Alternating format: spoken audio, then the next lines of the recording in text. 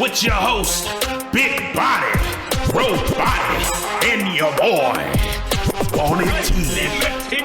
This is a weekly podcast with just two dudes being bros. Just a couple bros being guys. If you haven't figured it out by now, just a couple guys being dudes. So let go.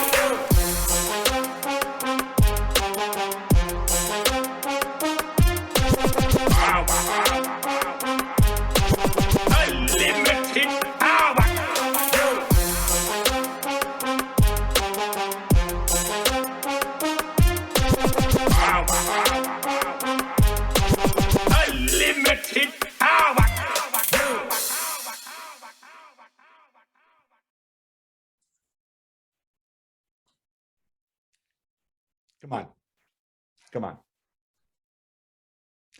Welcome, everyone, to the Daily Convo, a podcast that happens weekly.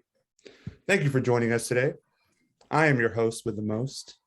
I am just, listen, I'm fucking awesome. I'm so awesome. Here's the thing, like when you talk about the bad guy that you love, the Razor Ramon, the Joker. Give it to him, man. The erupting volcano? Give it to him. Planet killer? This is your boy. Let's go. Nabil Rabadi. They don't want it. And with us today is the awesome, it's our special host, it's our special guest, the awesome Jess. Jess, say something nice to him.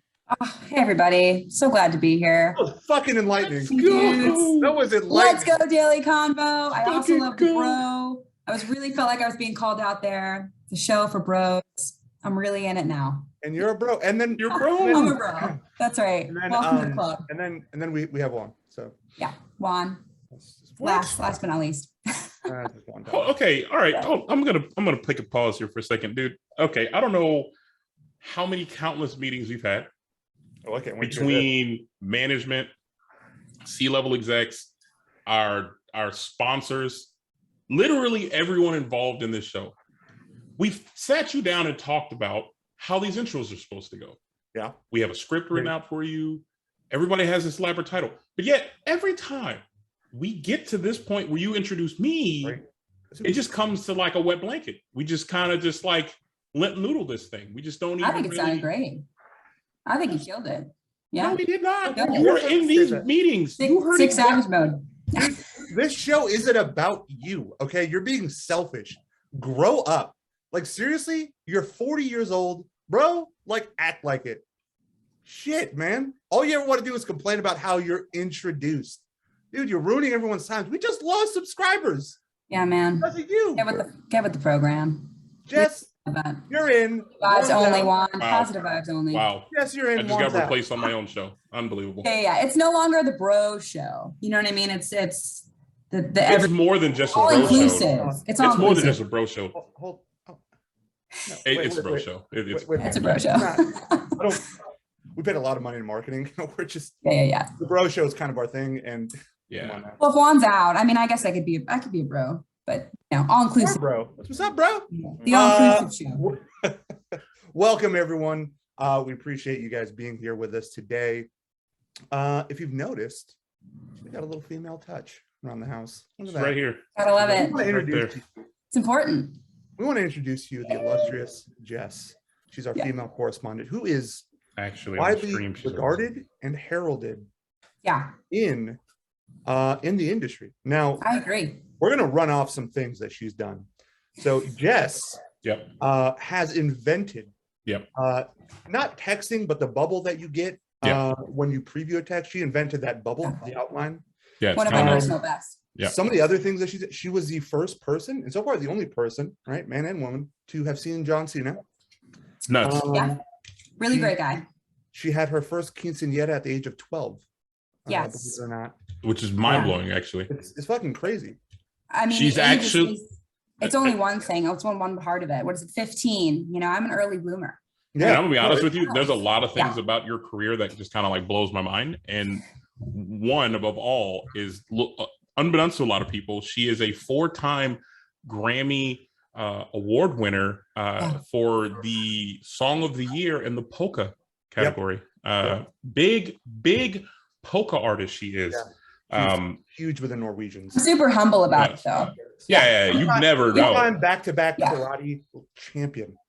It's yeah. I mean, everybody knows that about me. I mean, that's, you know, carry that black belt around quite often. To the bar, to my mom's house. Yeah. Incredible. Yeah. So today, actually, Juan, you know, I want you, this is your idea. So I want you to introduce the type of show we're having today. So much like we mentioned. Let me cut you off right now. Okay. So we're having a brosode, guys. This is just the bros being dudes. All right. There's a couple of dudes. Juan, shut your mouth. Come on, man. Can I have anything? Anything. Jesus Christ. Whatever. Go on. Yeah, you want I don't want to do it anymore. This is a brosode. This is a bunch of really dudes going well, guys bros. Listen, we're just here to bullshit on this episode. We don't but we also want to introduce Jess. But before we do any of this exciting stuff, like our movie review, talk about what's coming down the road, doing our 10 questions of doom to Jess, I think by the end of it, she might poop herself. And just we want to thank our sponsors, and I want to add a sponsor today. One. First, this wasn't rehearsed. I know it wasn't. You didn't run this by management. But I think you will appreciate this. So first, we gotta give a shout out to Carl's Custom Designs. It's actual. See, I'm gonna stop you right now. You need to learn our sponsor's name. It's not Carl's Customs Designs. It's Carl Custom Creations. That's customs with a K. Are you tired of drinking out of a crappy old Yeti or just a run-of-the-mill, plain, ordinary colored Yeti? And just all the time. That's her biggest complaint. She's like, why? Biggest pet peeve. Does my Yeti or my tumbler not match my personality? I agree. Well, at Carl's Custom Creations, they can literally put absolutely anything you want on this cup. Anything you can think of. You want it with glitter. You want the thing 2-tone, 3-tone. You want a logo slapped on it, bedazzle the hell out of it. Carl Custom Creations can do it. Check them out. Add him on your Instagrams, on your Facebooks. He takes orders. And if you mention the Daily Convo, our show, you will get 10% off. That is a steal. You're not going to find a better value, folks. Go and get one, folks. Hurry it up. Total side note here. Joe Boy, this is made out of rat ass. You're right. And then the second person really is just a shout out to Mr. Brandon Lara, who created our logo. Spent a lot of hours on it, and he did awesome. He actually just started an IG page that I would love for everyone to follow. It's called B Lara Designs. We'll probably put it in the chat here in a moment, but check him out. He's awesome at what he does. He does all of our Team Body, like rash guards and designs and logos and all that stuff. Works with a couple other guys in the industry. He's great. He finally started an IG page. Give him a shout. Check his stuff out. So if you ever think about streaming, podcasting, whatever, let him do your designs. He'll kill it. He's your guy. He's your man. He's your fucking guy. Enough with our sponsors. One, are we doing the movie review first? Or are we doing the 10 questions of doom? We gotta let the people know about Jess first before we give them the juice. Yeah, I'm the star of the show. Person that fucking yells at me. Well, you know. She's on the show. I'm on the show. He is the goddamn show right now. I mean, I'm working with two bros here. I'm the star of the show. Let's be real. That's fair. So, for those who are new to the show, and this is actually our first guest, so everyone's going to be new to this concept.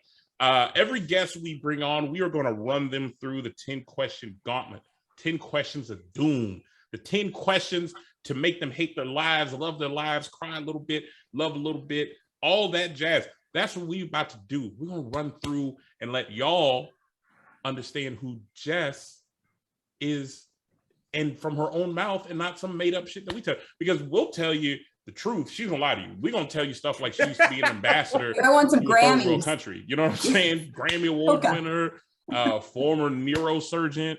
Like that's the truth that we know her as, but we want her to elaborate on these things. Yeah. So, Nabil, do you want to start off 10 questions of doom? I will. I can. Go nuts, man. Great. I'm ready. Hit me. All right. I'm a little sweaty though. You know what I mean? I'm a little sweaty. I mean, you're wearing a turtleneck sweater, so like, Yeah, it was cold in here. I set my 68 degrees, you know? Gotta keep things. You're sweaty. I'm fucking nervous to ask these questions. Yeah, well, yeah, now I'm freaking out. Doom. as you should. Yeah, great. Okay. Thrilling. Question number 1. Will you marry us? You as a duo. Yeah. I get 2. Yes. So the relationship is conceivably Mhm. polyamorous. Yeah. I don't know what that word means. That's a big word. Yeah. I say hell yeah, sign me up. Yeah, I've always kind of pictured myself as not in a monogamous relationship. We actually just had this talk last night, and sign me up. I'm in. 2 is better than 1. 3 pieces. I want everyone. Where are we getting married though? Where are we getting married? Here's the Would you thing. know I why? can jump in there and say that was like too easy and it's not worth for me, and I don't want it anymore. I'm out. That's fucking disgusting. One So- is just you and me then. I'll take it. Ooh, here's the 1 thing. is better than none. One is better than none. However, Oh. however, we're kind of a team thing, and it was definitely a "Would you marry us?" Okay. bit. So if Let's he's get the out, question. The question's out. Let's wow. question number 2. Yeah. Bill, we were almost locked up, It's and an then you awkward just thing. ruined that. Yeah, thank you. Yeah. Thank you, CD. Unbelievable. I know that was great. And here's I'm the a thing. catch. I'm a Grammy winner. So you really fucked up on that one. Yeah. Yeah. Wow. I guess Wow. I'll say Yeah. myself. Do we want to Wait, interchange hold this on. thing? Take me back. No, never mind. I don't No, want. you I'm can't good. come back. You can't I know. burn I know. a bridge I'm so- and then try to cross it afterwards. It I'm so doesn't unsure work. of myself, you know what I mean? And it's never like, it's always the hindsight thing. It's like when you lose it, that's when you realize you loved it so much. And we had good times there about 5 minutes ago. That's like, I feel like that's pretty much what every one of my exes says about me. You know, That makes you sense. don't know what you got till it's Take gone. me back. I'm sorry. I lost Not it. gonna Go happen. on. Go on. Not You know gonna what? happen. We'll figure something out later. Go on one. All right, Jess, I'm coming in with a heavy question right now. All right, I'm ready. Will you marry me? Damn it. Yeah. It's out. It's out. No, we'll come back to that one. Yeah. So when when you were a little girl, Mhm. what did you want to be? What was your thing? What was when you were a Wow. wee little Jess, about this tall? I was. Yeah. That's tall. Yeah, you were a tall child. Everyone knows that about It's tall. Really tall. you. Pretty early. Okay. Yeah. What was your thing? Like, what did you want to be when you grew up? Yeah. So it's definitely much different than the marry question. So really. Yeah, I put a lot of thought into my questions, unlike my Yeah. host here. What are you saying? I had a bad fucking question? This is No. bullshit. All I'm saying no, is, no, I think it was a good question. I mean, it was a really solid question. So you took it back. You retracted the Yeah. statement, which makes it just awkward. I'm reactivating my Tinder now. Yeah. You should. yeah, you want to keep that one. Bumble as well. All of them. Back to the serious question. Very serious question. I think. When I was little, I think I went through lots of phases of what I wanted to be, Yeah. as most little kids do. So at first it was like I think a veterinarian was my go-to. And anyone who knows me, I pick up like random animals on the street. So this is totally not surprising. No, not you. Hit like 5th grade, I decided out of nowhere that I would like to be a marine biologist. Nice. I also wanted to be a marine biologist because Dude, I I'm went not to kidding. SeaWorld. I think every little kid wanted to be a marine biologist at some point in their life. And that's only because we really didn't know what the fuck went into that No. job. We just No. knew I could work with sea animals Dolphins. and I want to do that. Fuck yeah, dolphins. Sign me up for some sharks. Huge fan of Shark Week. Come on in. So I was like, I'm going to be a marine biologist. biologist. And then I sat down with, I think this was a pipe dream until about 9th grade. So really stuck with me for quite Oh, some. wow. Mind you, I'm terrible at science. My biology sat me down and was like, do you know what marine biologists actually do? And I was like, yeah. Don't care, bro.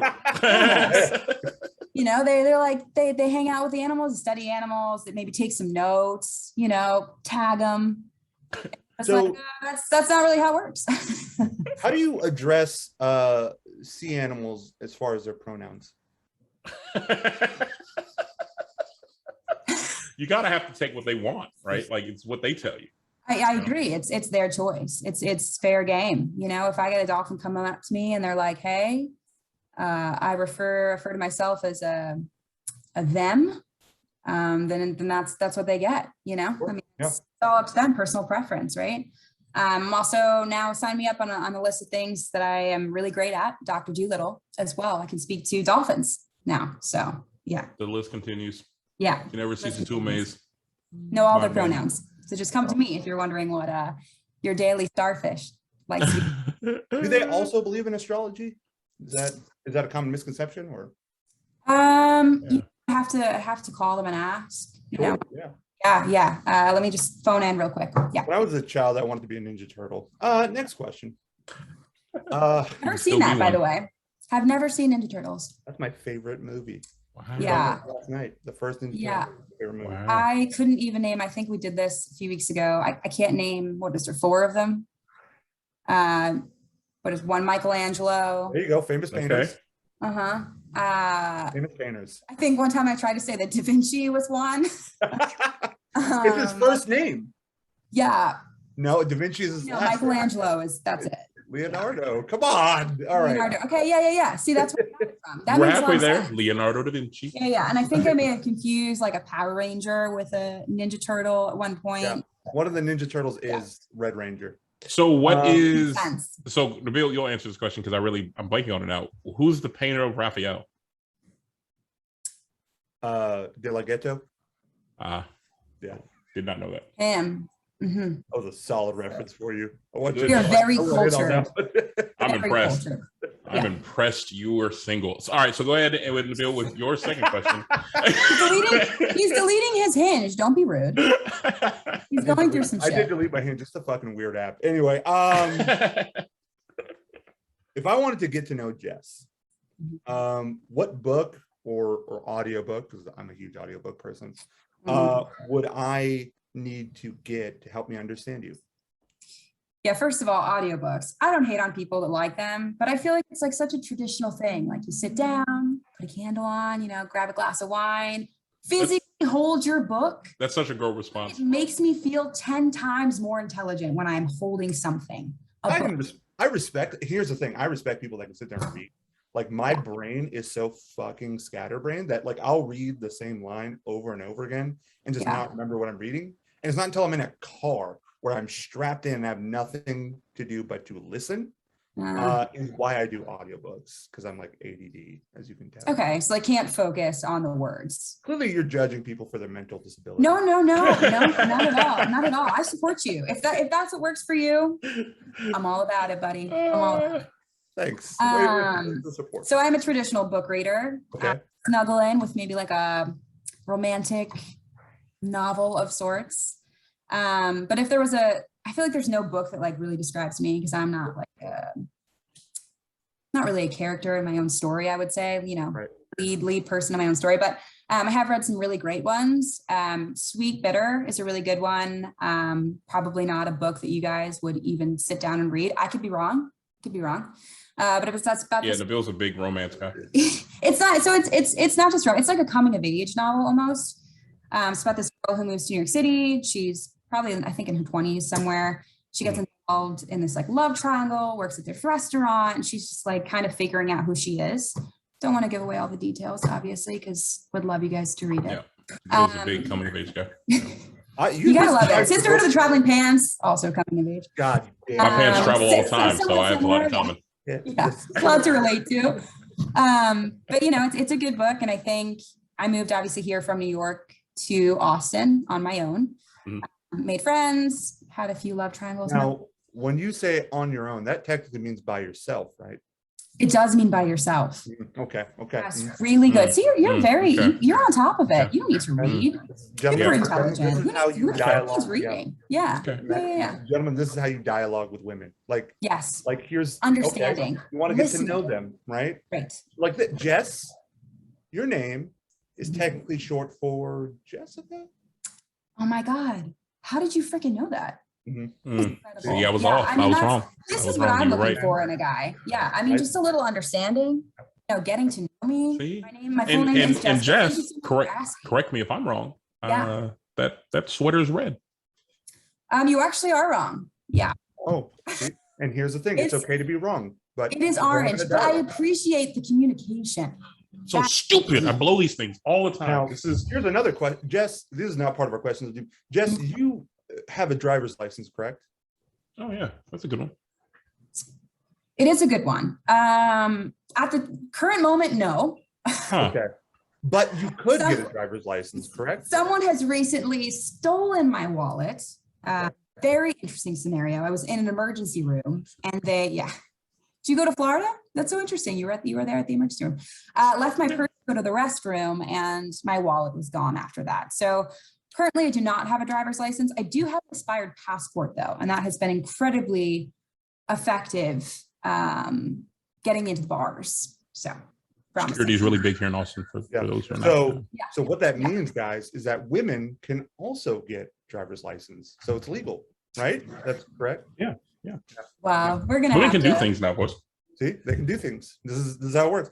I'm just gonna just a word of advice: don't re-download Hinge or Bumble. I would just leave. For me specifically. Yeah. Okay, cool. Because I was about to cancel the install. Being colorblind is fine. Oh, sweet. All Yeah. right, I'll do that. Mhm. All right. So I have a question for you, Miss Jessica. That's your real name. Never know because I lost my ID, so it cannot be. Also, a very serious question. People are curious. People have been chatting. People have been messaging anticipation for the fans for this show. We want to know why did you remove your name from the 2024 presidential election? Yeah, we're a little curious about that. Very early. What happened in the moment? Yeah. It was a tough call. Okay. At first I thought I was a really strong candidate. Right. And then I think I was inner reflecting and really thinking about my life and what I could give to this country. Okay. And it just wasn't enough. You guys deserve the very best. And I don't feel like I'm at my very best. I need to start going to the gym at 6 a.m. You know what I mean? I need to get on. Okay. I feel you. I feel like you had some great foreign policies. I think your green initiative was second to none. Throw your trash at everybody. Yeah. Recycling. Now, the green initiative, that is her putting more raisins in her salads? Yes. Okay. Exactly. 10 more to be exact. Yeah. Exactly. 10 more raisins. Yeah. And my favorite one was a cat for every house initiative that you had rolled out. And I just feel like these are all great things I agree. I mean, who gives a shit if you're allergic to cats? I mean, you just allergy medicine. I mean, the house are a good pest control. They're very intelligent, emotional support animals. If you yours is emotionally supporting you from the couch. Sleep over there. Absolutely. Right there. She's right there. You know, I can feel the love radiating out of her, and it makes me a happier person. Now, if I were to promote that to the population, would it go well? I don't know. And this is what I'm talking about maybe being ready. I need to go over my policies again, but the cat stays. Yeah. Okay. I get that. And it is, men, it is legal for women to be vice president. You could be a president. Yeah. I think. I'm still not 100% sure. We haven't seen one yet. You could, you know what you could do, Nabil? You could ask that in your Hinge profile. You could put that in, like, is it legal for women to be in-house? Yeah. You know what I mean? And see what responses you get back. Because who knows? You get a girl that's like, no, or you could educate her and you can date and be like, hey, listen, like, times are changing. Yeah, you can wear slacks in the kitchen. Girls can do stuff now, guys. Girls can absolutely do stuff now. Yeah. You don't have to put on makeup. Everybody having a cat in the house. So. Their world is larger than the kitchen, guys. Just saying. They can get out there and we could do things now. We can get driver's. They can work. They can driver's license like we talked about earlier. Yeah. We have a lot of things that we can do. We can wear red sweaters. Yep. See? Yep. I can't do that. So Cosby could. Yeah. Red is not your color. It's not. No. It's really not. Question number 3. Another serious one. It's actually a serious one. So you work in the tech industry, and so maybe this is prevalent here, or like maybe within your own friends group, or what you consider is like. Okay. In your opinion, what do you think is a foundational trait a person needs to have to be successful, or a person that's of high quality, meaning someone that you would probably have in your own inner circle? So high quality and successful, I think, are different, right? I think those are two separate things, two separate entities. I think as far as high quality, And I'm getting more serious because this is something that's important to me. I would say honesty is huge. You know, I don't want to be friends with someone, and it, you know, I have distant friends that are probably not as honest as I would like them to be, right? But my inner circle, people that I actually am close with, honesty is huge. Because if you can't be honest with yourself, can't be honest with anyone else, how can anyone trust you, right? And that's the biggest thing. And loyalty is also huge. You know, person of quality, right? I mean, you want someone to have your back at the end of the day. Honesty, loyalty, super important. It transfers in the workplace, right? To be successful, I think honesty is huge. You know, if you're like, hey boss, I can work from anywhere, right? So I'm remote, but if I'm like, hey, just want to let you know, I'm going to Hawaii for the week. I'm still going to work, but I'm not going to be home. I think they appreciate that. You know what I mean? It's honesty, it's having that trust back and forth. But if you're in Hawaii and you're not home, you know, if they find out, they're like, why the hell did you tell me? You know, so I think honesty could transfer over. Yeah. So then what do you think would take, what do you consider then a successful person in your industry? Like what quality would that person need to have? That's difficult because I think everyone's version of success is also different depending on where you want to be. I think for me personally, diligent, attentive to detail, huge. I feel like being in the sales industry, being in tech, your customers appreciate, you know, you being on top of it. Be on top of your shit, everybody. That's the number one rule. Be on top of it. I think that's the way to be successful. But like I said, everyone's version of success is so different, and it's really dependent on who you are, I think, as a person and where you want to be, where you want to end up. So I'm not looking to be like a manager. You know what I mean? It's not something that I want to do. I don't think I'd make a great manager, you know, so my success looks so different than someone else. Right. It's awesome. Seriously. I like that. Yeah. Yeah. All right. Unlike the other, okay, Nabil just takes his video off. He's off. He's done. See you later. See, this is I'm now a bro. This is my show. You're now officially, it's us. Yeah. This is my now show. You our can't show. come back. Sorry, No, you're done. Sorry, I had to do something. You're out. You had to do something. You had to do something. We're live. Toodaloo. What did you have to possibly do? Right. Don't answer that. I don't even want to know. I'm done with him. All right, Jess, since it's our show now. Our show. Right. So we had the question earlier about, you know, as a little girl, what do you want to be? Yada, yada, yada. What advice now in your life, because you're 27, 28 now, you know? 21. Young, 21. Yeah. Fucking asshole. 21. Yeah. Come on, Juan. My fault. Listen, I call it how I see it.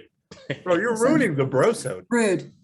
Yeah. We're growing out right now. What are you talking about? To present my age to the audience, to all my fans. Now they know. I couldn't hear I was drinking whiskey. Right. So when it comes to your younger self, right?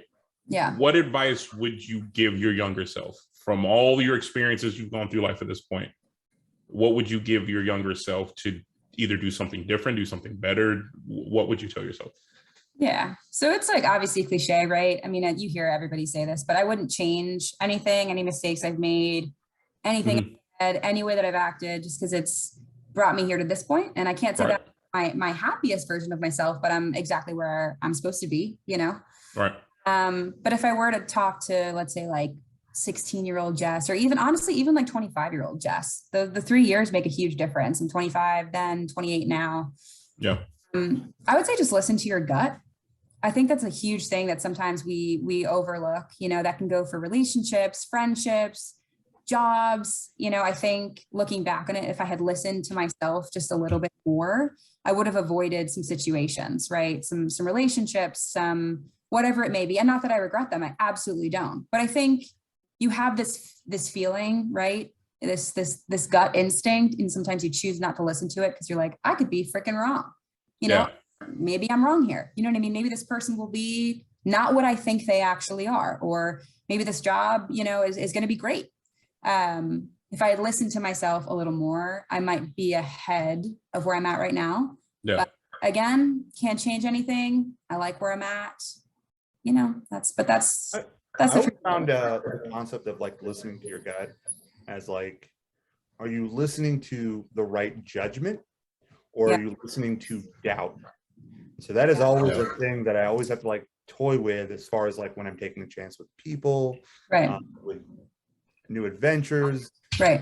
your journeys in life.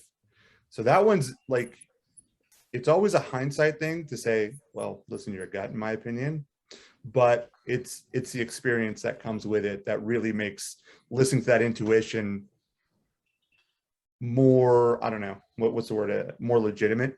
Yeah. But yeah, I mean, I agree. I think there's definitely doubt associated with that feeling that you have. Any chances that I've taken, you know, I can't say they're all perfect, but some good things have come out of maybe ignoring that feeling, right?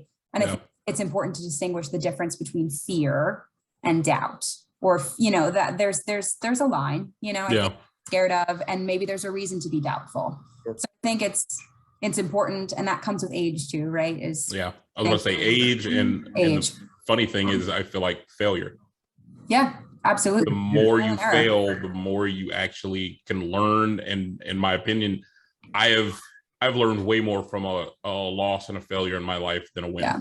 Right. So I guess I want to just to take a panel in the room, like for you, Juan, what would that thing be that you would have told your younger self?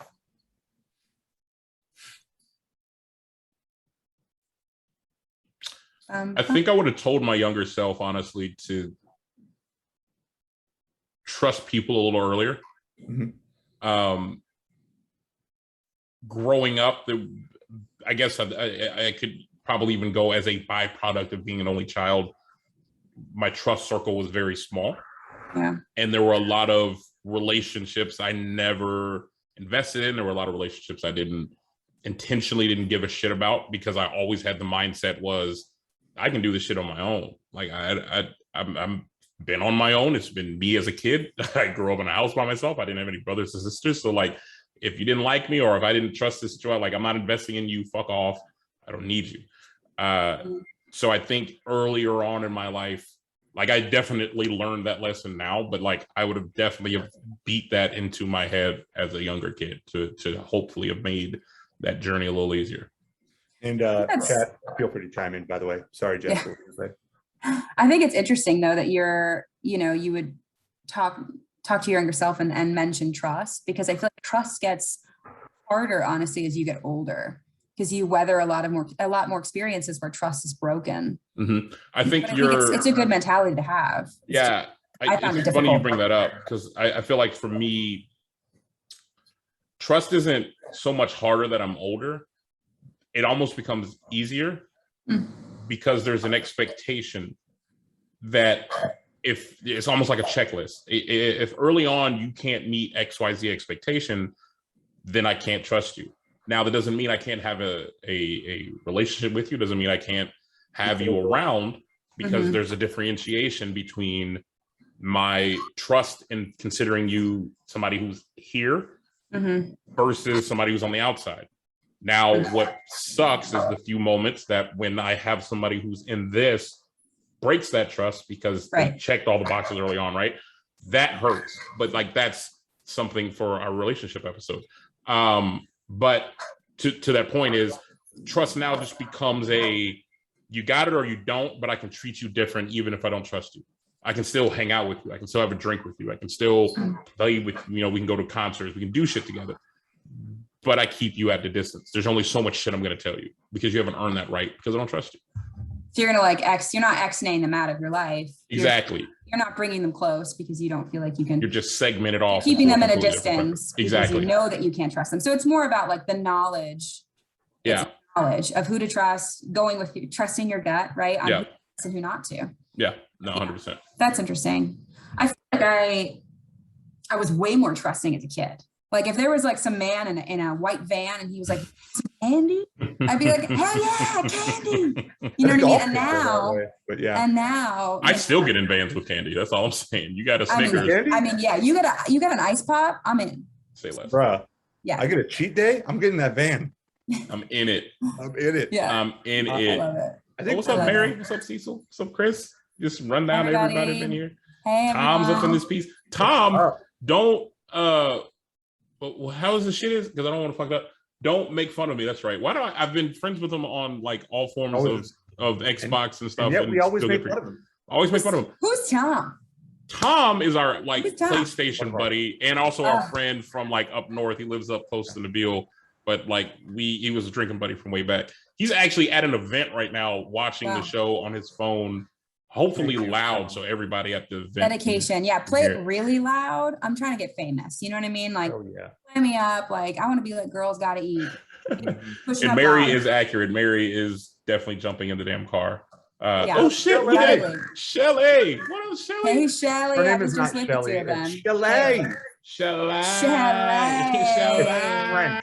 It's French. Yeah. Well, shout out to Shell too. I just got finished with her dinner. And she just transitioned to Judaism, and it was a really nice dinner that we had. So Shelly L'Chaim. Yeah, her Jewish name is Shai, I believe. So congratulations, Shai. So hey, Shai Rock, I see you. Yeah. What up? I think if I had to say anything to my younger self, it would be okay with being uncomfortable and do the thing that's uncomfortable. I learned a pretty valuable lesson from my brother, or I mean, he put it in terms for me that just made so much sense. It's like, the thing that you're most uncomfortable in doing, whatever it is, right? Asking a girl out, applying for this new job, going for you never. I'm in public. I am a weird introvert sometimes, and so I get oddly shy. But the thing that you're uncomfortable about in your head, it's like you're looking at this thing on the other side of you that's 100 yards away from you, and you have to just walk this thing to get there, and it's like it's torturous. But in reality, it's just a step over the grass, and it's fine. You'll be okay, and you'll be so much better for doing the things that you are so shy from, that you'll just build your own confidence and believe in yourself. And so I wish that was something I told my younger self, or just knew as a younger kid.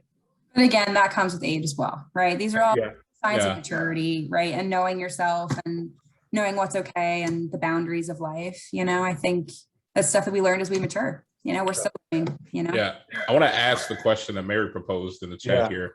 What's something uncomfortable, Nabil, that you've done that you've now learned from? Thanks, Mary. Honestly, like, so of course, asking girls out has always been like the most like, oh my God. Oh, it's nerve-wracking as hell. I'm gonna say this honestly, for every single guy who might be in here, and ladies who are single who are like, always wonders, like, I don't know why he ain't asked me out yet. Listen, there is nothing more nerve-wracking in the world than getting rejected by a girl when you just believe this shit's gonna work. Like, it is nerve-wracking AF. And of course, it's always hurtful. So it's like when you're, listen, I'm just gonna go on this one little tangent and I'll finish answering Mary's question. But it's like, I don't think women understand that when women approach men, it's like a 99% success rate that somebody's going to give you their fucking number and want to go out with you. I mean, women know that. And I think when we were out the other day, it was me and you, Jess, and Juan, and two of our other friends. And there was this awkward fucking dude that approached the table. So he was terrible. Oh my God. And the point that I would give that guy is, why don't you like learn to ingratiate yourself with a group? So if you ever want to approach a group, ingratiate yourself with the whole group. But the way he did it was so bad. But the courage it took for him to just walk over and try to sleep with our friends was like, it takes a lot of balls, right? It just with two very large men standing next to them. He had some serious cojones. He was really trying for it. I will say, my ex-girlfriend, one of my favorite things was when men would approach my ex-girlfriend, like I would go get her a drink and then some dude would approach her and I'd walk up behind him and then they'd turn around and freak the fuck out that somebody that's like 6'4" with a giant beard is like, hey, how are you doing today? And like, oh God. Hello, Shelly Nabil is worried about being that guy. Oh, I'm always worried about being that guy. You have no idea. Literally his whole life is concerned with being that guy. I do not want to be that guy. Like I grew up as like a fat kid, all right? I'm a big kid. Like the last thing I ever wanted to do was be a smelly one. And so I would shower incessantly so I didn't smell, right? Like I just never wanted to be that guy. I think that's why I always gravitated towards being like doing athletic shit. So the thing that I was most nervous about, that I was uncomfortable with, that I actually did, was actually my first Muay Thai amateur fight. So when I was younger, I failed miserably at high school football for a lot of mental struggles, but the fact that I was able to go from that to starting Muay Thai in my martial arts journey, from being over 530 pounds, cutting that weight all the way down, and then having a fight in front of people, like in a crowd, and I was just so nervous. And I couldn't be more proud of myself for doing that, going through a training camp, fighting in front of people. And then in that fight, there is something to be said when you're competing and it's an individual sport and people are watching you. Your energy plummets. It is the scariest shit ever. I'm not even gonna lie to you. But the fact that I was able to endure that and make it to the other side and say, I came out okay. I kind of got the upper hand on a lot of things and you did really well. And then you're so proud of yourself. It's those things that I would not have done when I was younger, even as headstrong as I was to want to have like a martial arts career. So I don't know. Hopefully that, that to me was a big thing. Can we pause here for just 1 second? Yeah. What is like a line you would use? This is going back to the dating on a female at a bar. If you were, so this guy, obviously the guy that came out to us and our friends, he was miserable. He was really no offense. He was a terrible individual. He's a nice guy, but that is the worst attempt, one of the worst attempts I've ever seen. He ain't watching. You, Nabil, use, or how would you approach a female at the bar if you're like, you know what, I'm kind of interested, I'm gonna go up to her? What do you say? Test. I don't do it very often, and if I do, if you were to, honestly, like, I think just being a gentleman and a normal person goes so long. Like, first off, women are just so like guarded as is and can always see through bullshit. I think so. I agree with that. I agree like, with if that. you're The just bullshit part. uncomfortable with yourself, women see that. And I think just approaching a woman, just being fucking real and just having the confidence to just walk up to her and just say, hey, listen, I just saw you across the bar. I think you look pretty. I'd love to buy you a drink and get to know your name. That's perfect. If that's too much to ask. I told her. Amazing. And if she's like, no, I'm with my friends, I just want to have a good time. Hey, I hope you enjoy your night. Thank you for the time. Bye. Amazing. I think that was great. I see there's no reason why you shouldn't be doing that more. I say test it out with everybody. You see, like, hey, you look really pretty. Drink. Here's the problem, and I'll chime into this. Here's the issue with that concept, and the bill, back me up if I'm wrong. Sure. If you try that with one, and let's say it's the first one, and that crashes hard, like you do this to somebody you think is like a nice one, but she's just a total B that night, like. Yeah, we're not trying that again. Yeah. And I'll be honest, like most of the time, the thing that's worked for me is my wit and my sarcasm. Something happens and I just quickly make a joke, and then that just kind of lures them into just having a conversation and like bullshit. Yeah. I'm gonna answer. It made me laugh yet, so I'm waiting. I want to answer Shelly's question here. Humorless. What are you talking about? Woof. I mean, she ain't make us laugh yet. So.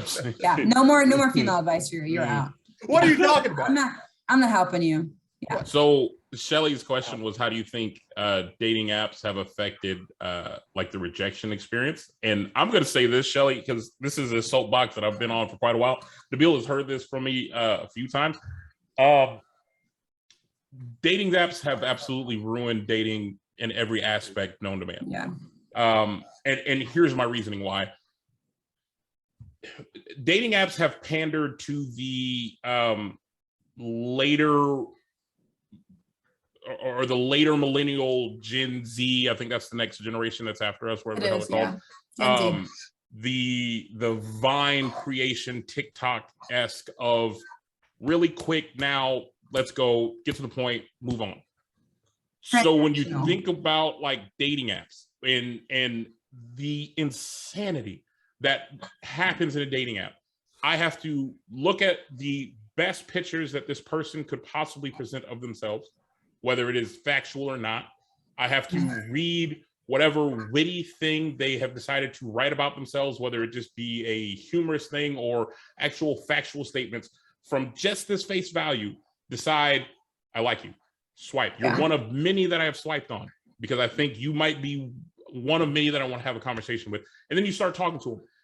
I don't know if the same perception from a woman's point of view as is from a guy's point of view. I have about 5 messages to get you to keep talking to me. Yeah. 5. And I have to hit on the first one. It can't just be a, hey, how's your day? Or, no, I got to fucking be so damn creative to keep you talking longer than 5 messages. After that, now I have to work to keep you engaged, at least for the first day, and hope we can get a day 2 conversation going. If I'm lucky enough to progress into day 2, now Hunger Games out here, baby. It's nuts. Now I have to progress to the face-to-face and figure out how we're going to get that set up, but then not push it too early, but find the right time to want to meet face-to-face and keep the conversation. And the face-to-face date is the worst one, because now this face-to-face interaction of awkwardly, you don't want to be here. I also kind of don't want to, but like, we got to do it. And that is D-Day. I'm either going to live or I'm going to die. And then you're going to swipe and keep going, because you're going in with the mindset of, I'm meeting this person thinking that I've got to date this person.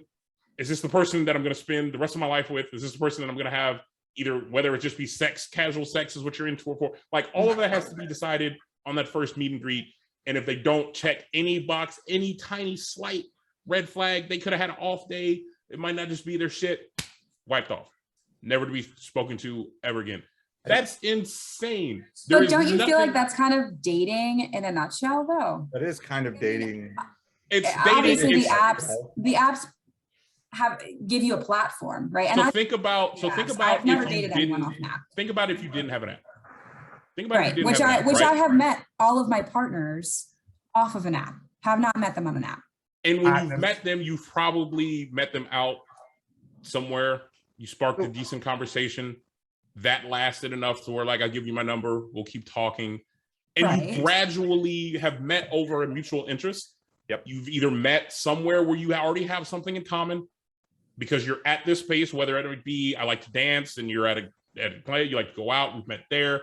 You already know this common interest, and you've given them significant amount of time. Your first meet and greet has already happened.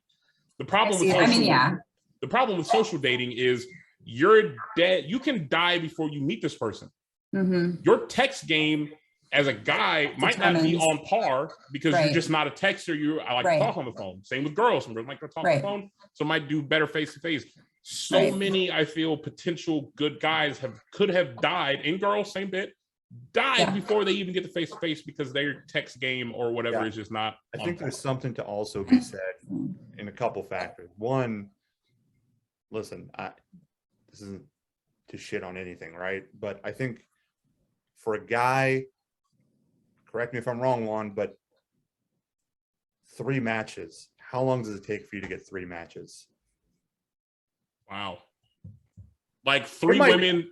3 men that you're interested in? No, that you just match with. Okay. That's like a fucking month-long thing for a normal dude, okay? Versus women, you don't have to pay for shit. You have matches out the ass. Anybody you swipe right on, you're getting a fucking match, period. I think there's something to be said about that, right? The viability of having so many options. I think there's some statistic out there that says having too many options does make you an unhappier person. I don't know too much on the details of it, but I think having too many options kind of maybe shits on that a little bit. The other part to that is, I think social media takes things way to the extreme, right? A lot of people have an idealized version of what they think a perfect man or a perfect woman is, unfortunately. And so, you know, for women, I think it's like, well, you got to be 6'4", making over 100K, blah, blah, blah, and fucking basically, I don't know, Channing Tatum. And so if you're not that, it makes it very difficult.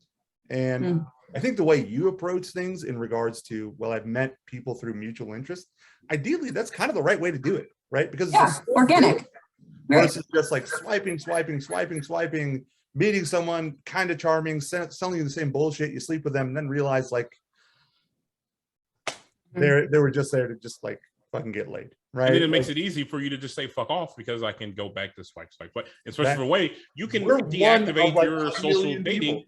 Yeah, you can deactivate your social dating sites and reactivate it in a day and have 2 more, 3 more people that day you can try out. To see what's going on. So this goes like back to, you know, how, you know, you feel like men maybe don't get as many matches as females, right?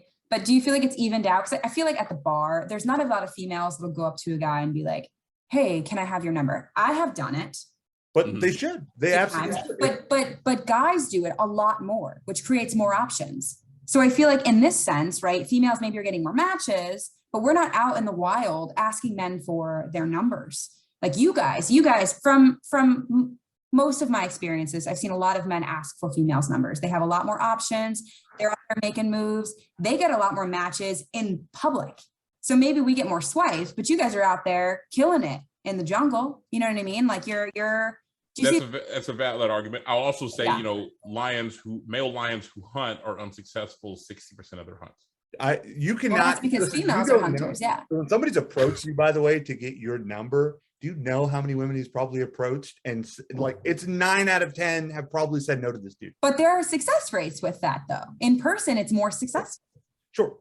Yeah. The point that I'm just trying to make is dudes have to try way fucking harder in this field. Now, for women, because you have those options, just like Haley just pointed out, she's saying 75% of those matches were a waste of her time. I guarantee. Right. I agree with that. I agree with that. It's probably 90. Bullshit. It's probably 90 because you have every person, no matter how much some red pill fucking dude wants to categorize you, every person is super unique, right? Right. Yes, there's 7 billion people on this planet, but how many of them really understand who the fuck you are? What you're about? Yeah. That's rare. Right. That's hard to find. So when you say 75%, I'm saying fucking 90. That's both ways. Yeah. Really hard. I can tell you right now, and we were having this debate like a week ago. How long does it take for a person to really understand whether like I want to date X, Y, or Z? This is gonna work. Yeah. It is to me less than a fucking month. If I'm talking to you and I'm like, if it's like I'm talking to you and I'm like not getting that vibe, then it's whatever. Like, all right, I'm moving on. Like clearly, you don't care, or we just don't mesh. But and then what if you get that vibe though? Like, let's say you're talking to someone, you're like, wow, she's absolutely incredible. I'm really vibing with her. She's great. She's smart, whatever the instance is, right? And then, you know, 6 months down the road, you guys date. She's absolutely not who she was when you started. That's part I don't know anything about that. It's like the. Oh, I know a lot about that. Trust me. So I mean, then you're saying the alternative is to take you're telling me the alternative is to just weigh out this month miserably in hopes that somebody fucking clicks with you? Listen, so here's the thing. This has been like my dating style, at least with the past 2 partners that I've had. It's a slow transition into a relationship, right? Like, I think that we go through the process of a few months, maybe even more than that. Hey, like, is this something? Are we going to vibe? Like, are we getting along? And you wait past that like month, 2 month, 3 month phase where somebody's like putting on a show. Because like a lot of people are their best selves when you meet them. That makes sense. Yeah. You know, I'm my best self right now, right? I don't want these people to be like, who is this hot mess express, right? I'm putting on a show. So but you had this intuition. But you had this intuition when you met them within that first month, like, I should keep talking to them. Did you? And then there's someone else by that 3, years, because you were like, I know I'm going to date them within like a month. Like I'm going to, like I say, I'm not sure even after 6 months. Well, I'm just saying, like, that's my take. I'm saying dating is strong, but I'm just saying, like, you kind of know if like you get along with this person or not. Like, you don't. Yeah. Like you don't. I think someone can absolutely know more switch. about the person that you've been talking to for a month. I think there's a difference. I think in a month I can say I don't know this person enough. Right. That's a fair statement I can say in a month. I don't know you in a month. But you'd know if you want to pursue it or not within a month. No. You don't.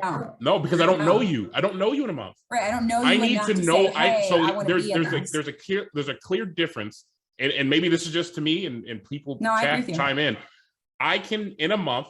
I will know. I don't know you enough, but I'm willing to stay here to figure out if I know to find out more about you. Yeah. I don't know in a month if I want to date you. Yeah. I don't know in a month if I think this is going to work or this is going to last. Yeah. But what I know in a month is you've entertained me enough this month to keep me talking to you for more months, right? Like I'm willing to keep this going. But like in a month, if you come to me and like, let's date, I don't fucking know you. Like I I'm don't. trying to Yeah. get you, it's like within that month, you should know if this person's like boring as fuck or not. Like, But Oh, that's yeah. different. I- But that's I what agree. that's what I'm getting at. Yeah. Not whether you fucking like really want to pursue a like deep relationship with. Sure, that takes time. What I'm meaning is like your personality and my personality kind of go along pretty well. Like I should know that pretty quickly. Like if our personalities just mesh, that's what I'm saying. If you can't figure that out in a month, like you should probably drop it. Like not whether that I think, but I will go so far to say that also depends upon the person and what you're tolerating or what you're willing to tolerate. Because for some Yeah. people, it's some different for people- everyone. I agree. not everybody Yeah. opens up in a month. Like, Right, differently. again, there might be something with this person where like, all right, I like the conversations that we're having. This is great. Yes. I still don't know enough. Like, I still can't say our personalities are going to Yeah. click 1 month in. Because Yeah. again, much like just mentioned earlier, fucking 4 months into this bitch, the honeymoon can be over. I'm Yeah. seeing the real side to you now and be like, bruh, I'm I out. mean, it could be years too. Right. But like in the sense of me talking to somebody and like having a communication to like, all right, I met this person on whatever dating app. I think this might Yeah. work. And I'm talking to them. 1 month into it for me is not nearly enough time to dictate whether this is gonna work or whether this is gonna work or like I want to have a relationship with this person. Yeah. 4 weeks is not nearly enough time for that. Yeah. You're right. All I'm saying is you should know whether you and this person kind of mesh. That's it. Like, Yeah, I mean, that Yeah. is reasonable. That's reasonable. I mean, you For can some say, hey, people- like you have some sort of hopefulness that maybe this is going somewhere. Let's pursue further. Yeah, but I had hopefulness to start talking to you. Right? Like if that hope comes to Yeah. some fruition, then all right, keep talking. the first that day I hope started is like, talking, okay, the this first is day I blossoming. started talking to you, I hoped that this relationship would work. That's the reality of it, because again, That's true. Yeah. I'm not going to pursue this if I Pursue don't something think if you that don't it's think gonna it's gonna be work. something. Yeah. However, No, yeah. 1 month in is not nearly enough time for me to think. I'm not saying 1 month in, yeah, you go marry this fucking person. I'm saying 1 month in, you should figure out if you keep talking to them or not. Like you would kind I of just think that has more time. We're gonna I go think in we need circles to, on I this. think, All right, fine. I think We're we gonna need go- to you're reel right, it you're right, in. you're right, Because we're We just can on say question all 4, this for and the we have- relationship. Exactly. And by the way, I'm willing to Yeah. accept that I'm wrong in this, and I'm cool. You're with not, it. no, you're not wrong. You get your own opinions, but this is stuff we can talk about. So- Really, Gary's got some good points. Before we got into this deep shit, yeah, we still have like more questions to we ask. still have Jess. more really questions went about into Jess. it. Yeah. And so I think it's on me. And so And, this, and I'm- before Nabil, before you I'm the progress tangent queen. into your question and we go forward, for everybody who's been listening to that entire rant, thank you. we do have a 3-part series coming up, literally starting next week, on relationships, going from friendships and what that means and what we look for and all that shit. And Jess is going to bless us with being here for all 3 parts of that. Thank Following into dating, so just like we talked about, we'll bring up social dating. We'll bring up how long until you think it's time. All of this jazz, and then I think the 3rd part is my favorite concept of you got all of your friends that you fucking ride or die with. You have this relationship that's just blossomed, and now you got to marry this together. And how do you please both parties and not piss either party off? So that's all starts next week. So put that on your calendar. It's gonna be dope. Nabil, run with it. So a lot of people in here, a good number of people in here already know you. And so Yeah. to everyone that does know you, I don't know you as well, so I really am going to enjoy this. The question is 2 parts. okay. One, like you're a singer. I hear you're a phenomenal singer. So what does Thank you. one music mean to you? Okay. But the other part to Okay. that is growing up, what was your favorite song to sing? And will you sing a little bit of it?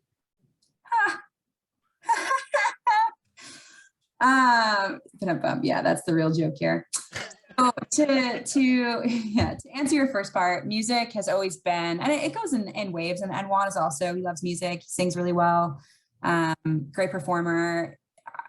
And I don't know about you, Juan, but I've gone through phases with music. Yeah. It's not always prominent. Like right now, it's not super prominent in my life. But I know in a couple of years, it absolutely might be. I was in high school, I did like musicals, that kind of thing. And then in college, I joined an a cappella group and I absolutely loved it. I did a little songwriting here and there too.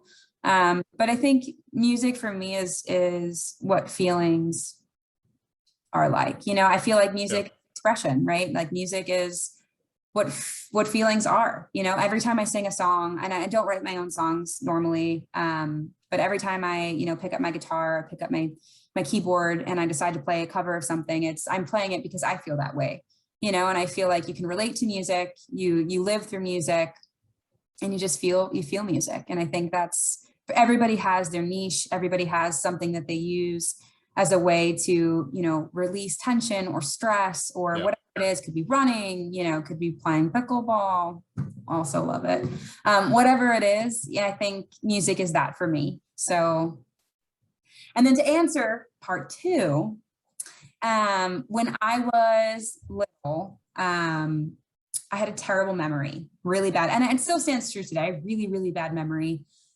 Huge fan of Disney movies, like any kid. So this was an easy question to answer. I loved Beauty and the Beast, which I'm a Little Mermaid girl now. But when I was a kid, I love that.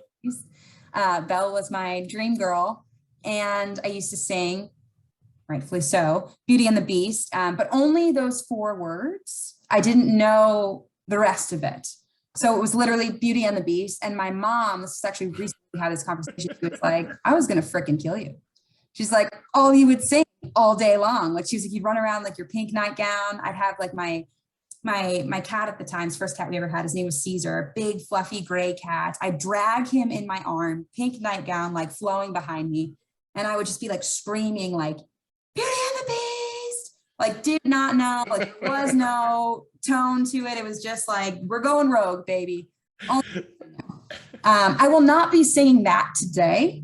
But if you ask me to sing something else in the near future, we got to keep the listeners, you know, wanting more. I will do it for you. I don't handle rejection well. He does not. Shout out to Carl Customs, late joining sponsor. Shout out. Hey, Carl Customs. The pops. I was always an Aladdin kid, stereotypically. So, you know, Arabian Nights.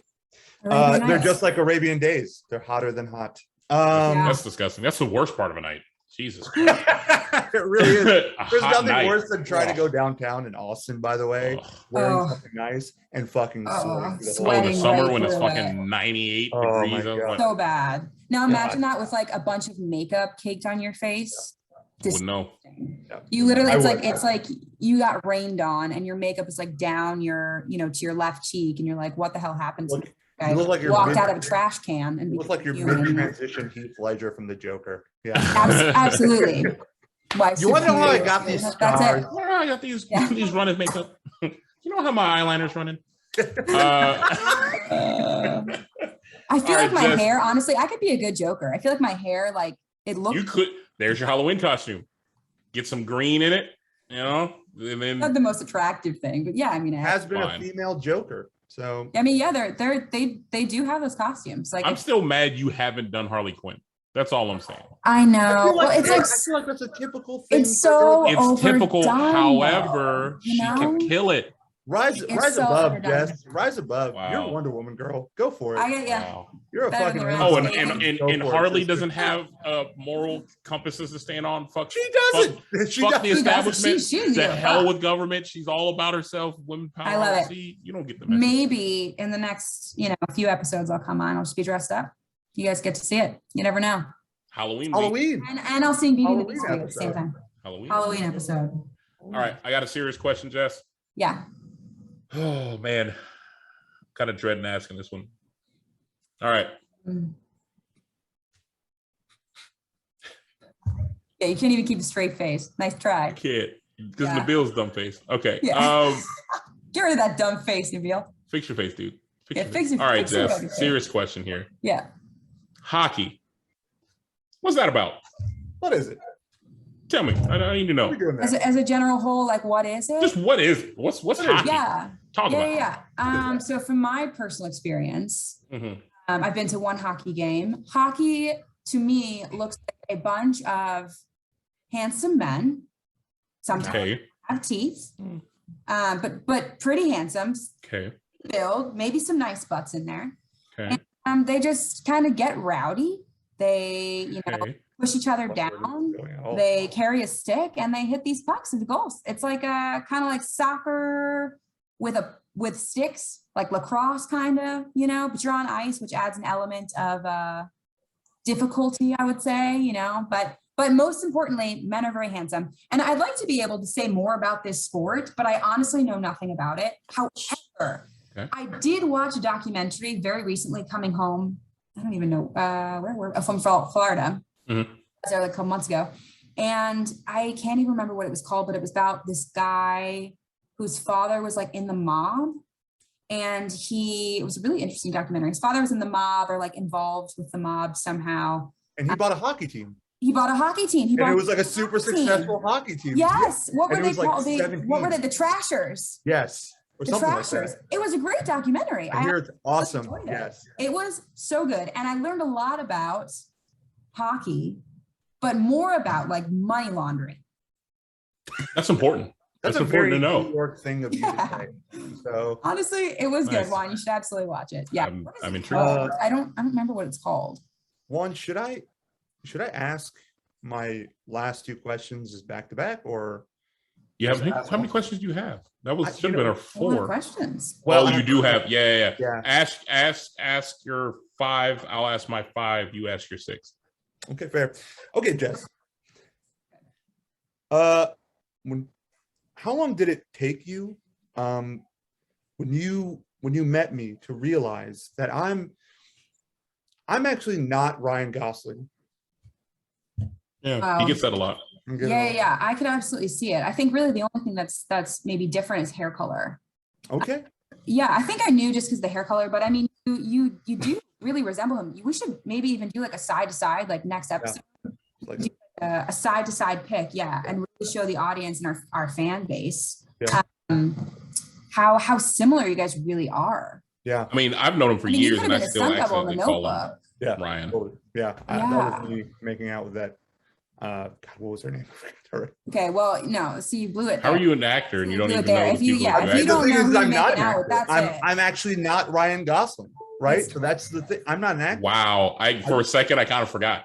I honestly forgot that you were. Right? Wow. Like, You're looking really good. 49. I didn't do the movie Driver. Like, that's not. What? See, I don't even Well, think that it's his best work is absolutely The Notebook. I mean, let's be serious here. I'm gonna be honest with everyone here. I'm Fan. a grown ass man. I'm 33.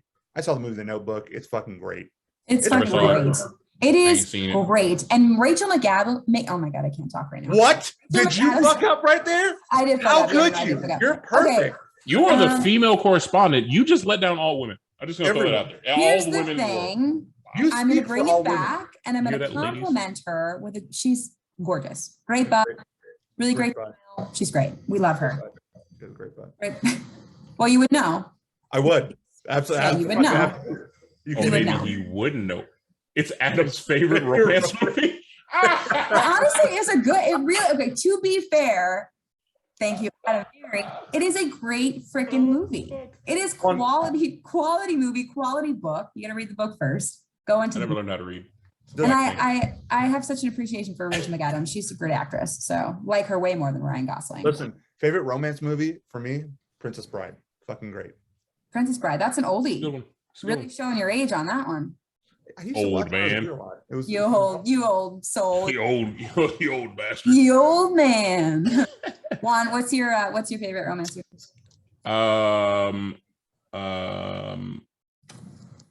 Wow. I can't think of a favorite. Ever off the top of seen my head. one? No, I know I have. Like I've watched all like the Valentine's Day and the New Year's Eve shit. I mean, by Netflix definition, Top Gun's a romance movie. I cannot wait to talk about it yet.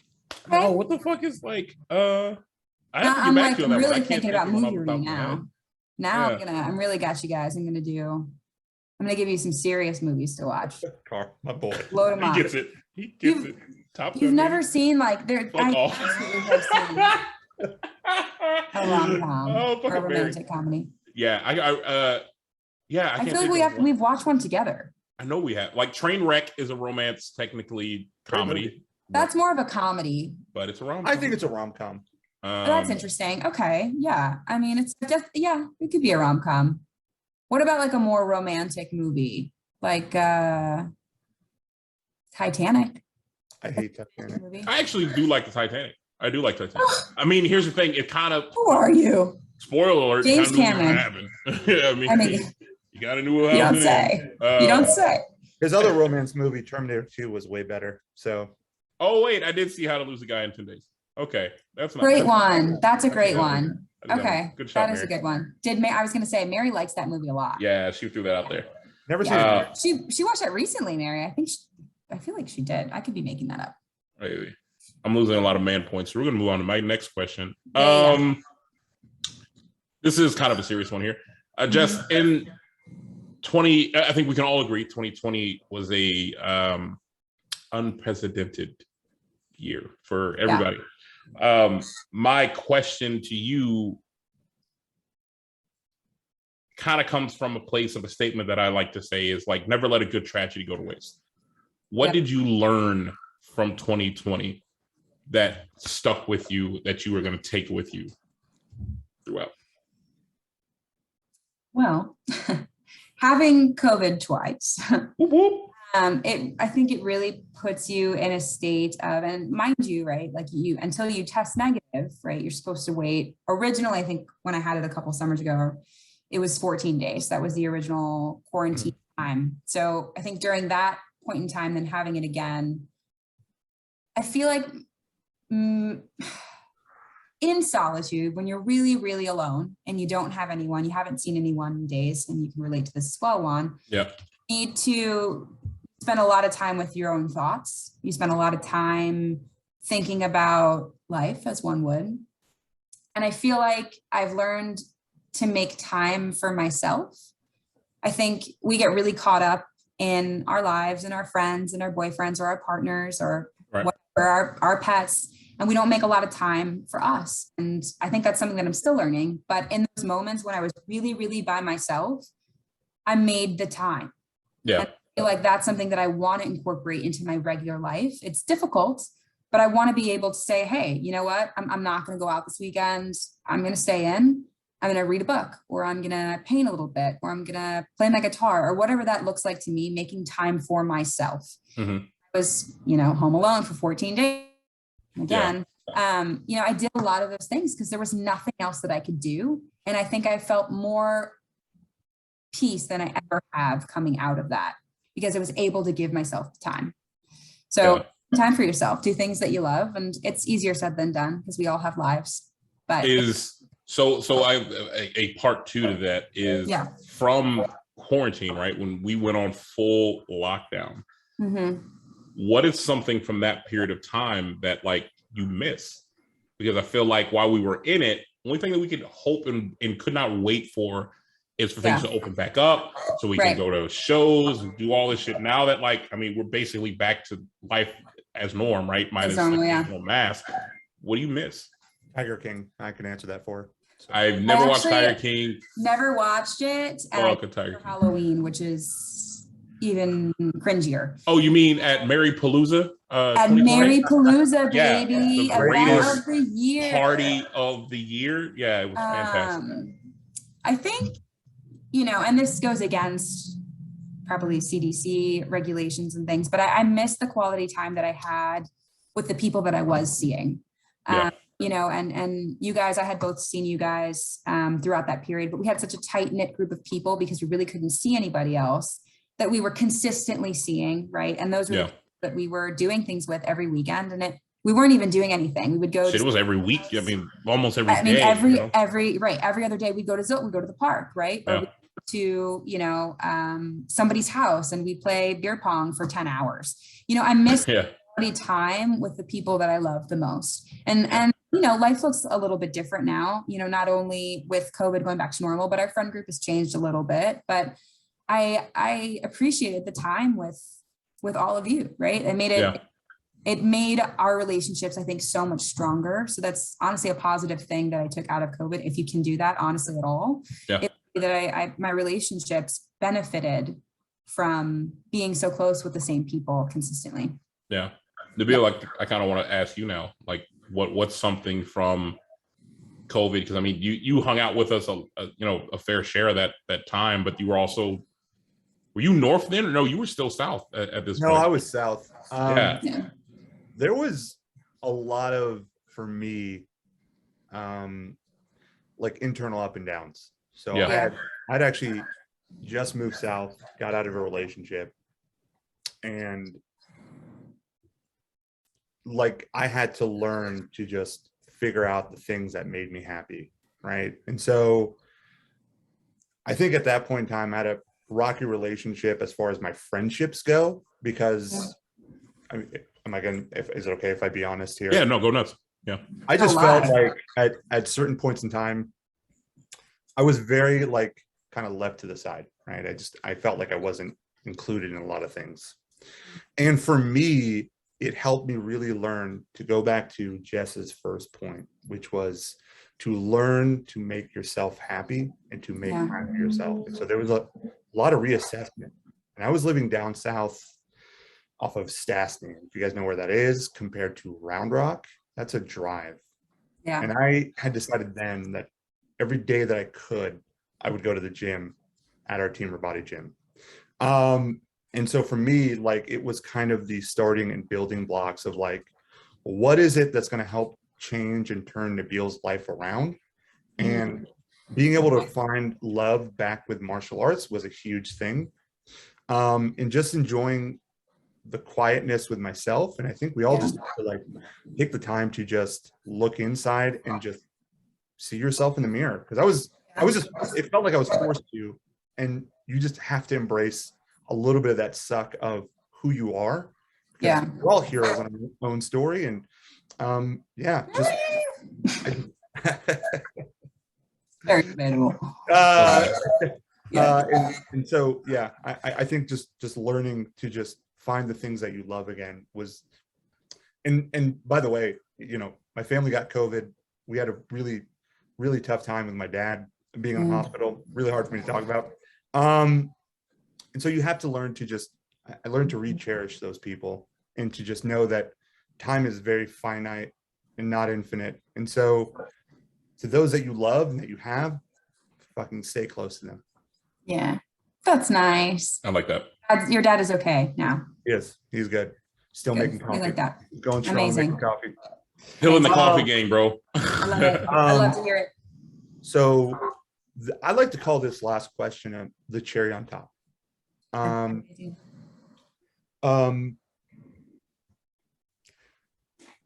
Please shut up about your zodiac sign. Okay, for all the viewers out there. Oh, that's fantastic. Here's the thing. I mean, we just had enough. We've had not enough. all of us are obsessed with their zodiac sign. Okay. You could be worse. You could be numerology. Also very interesting. Not all women like that. I mean, I have friends that are like, fucking no. I like read them their horoscope and they're like, that's not real. And I'm like, totally fine. To me, a red flag. I personally love it. Yeah.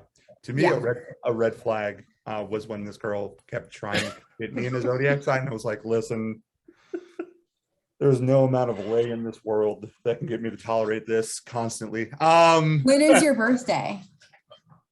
I'm an Aquarius. It's January 21st. I grew up with 3 sisters. Jesus fucking Let me just go ahead and say let this. me just tell you, Gemini and Aquarius, we're like, that's why we're besties, right? That's why we're in loud ass clubs having fucking conversations about relationships. Trying to talk over this ridiculous music. Yeah. I just have to say this about the zodiac signs. If you don't get it already, every one of those descriptions, all of them, you can fucking jumble it around and throw it to another fucking sign, and they all make sense. Everyone at some point in time is every one of those descriptions. A human being is not one layered.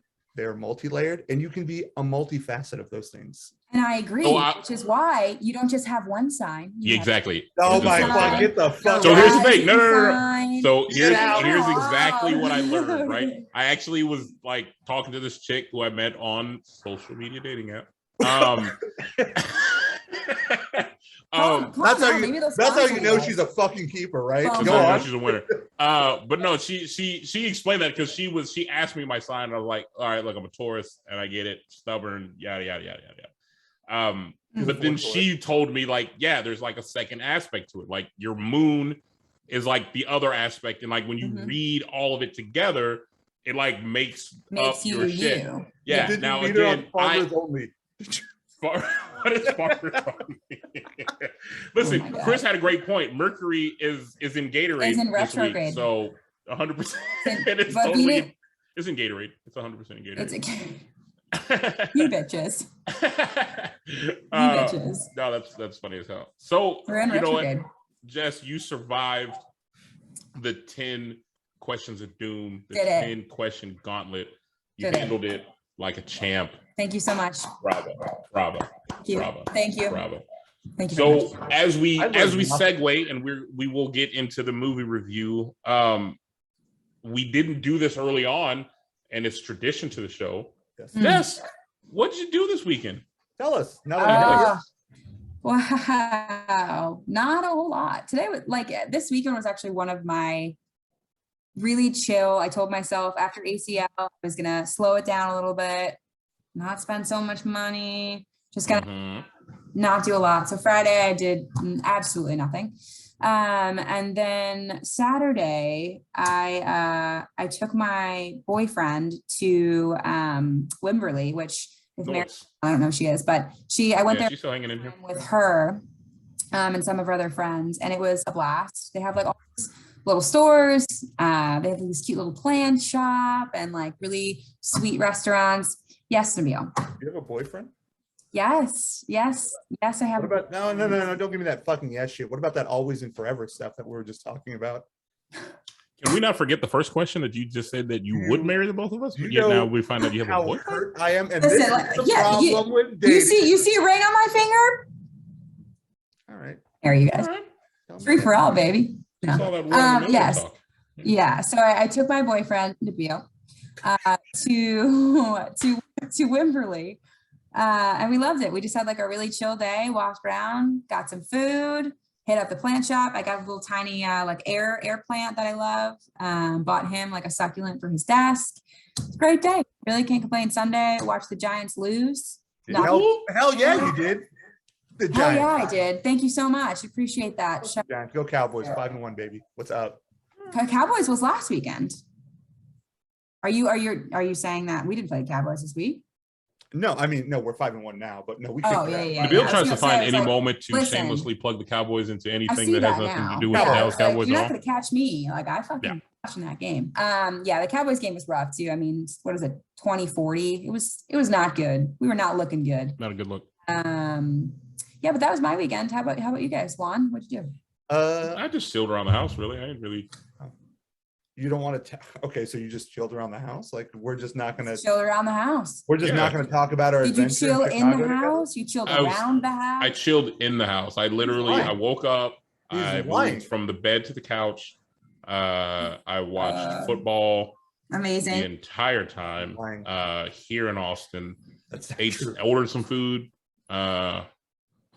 It was just pretty lazy. Well, Pretty Jess, let lazy me tell you weekend. what really happened. We went to Chicago. We explored the city.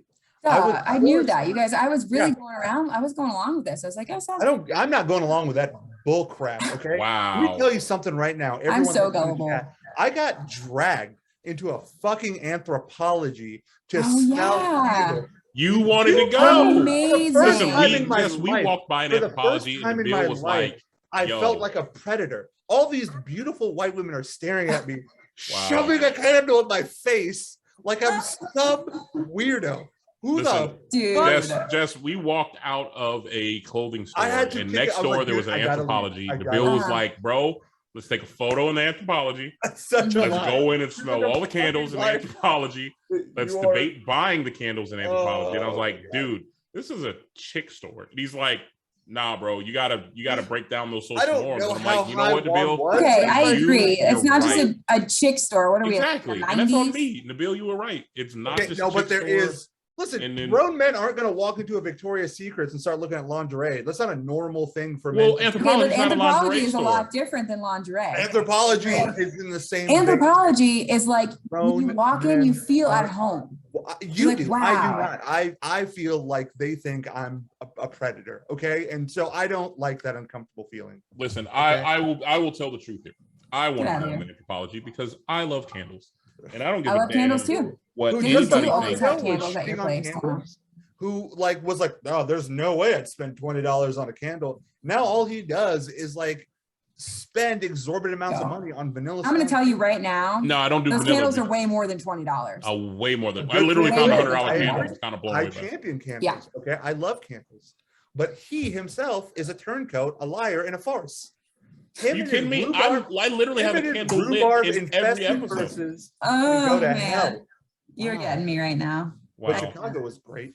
Chicago was a blast, man. I've never been to Chicago. Oh Just- my god. We're going. This is crazy. Let's go. I've need to go been to back. quite a few places and I have never been, I've never felt the need to go to Chicago. You should. You are Yeah, missing well, out. as the past couple of years, there's a lot of hype around it. So now, So here's what we're gonna do, Have to and go. I'm claiming it here on the show. uh-huh. We are gonna do a daily convo, second round trip in 2022 to Chicago. Amazing. We're doing it. Let's Yeah. do it. I'm We're gonna ready. wait I'd love till it to do warms St. up. Patty's Day there. Okay. Yeah, very cold right now. Ooh, St. I'd love to Patty's see Day would Patty's be Day there. dope. So I think my partner was talking about T-Box, which is like, and I did buy a ticket, like, just in case I decided to go, but it's like a SantaCon, like in Chicago, like a Christmas bar crawl. Oh, that's dope as shit. I mean, it's cool, but like, I don't know personally, but I've heard Chicago winters are horrific. Hell.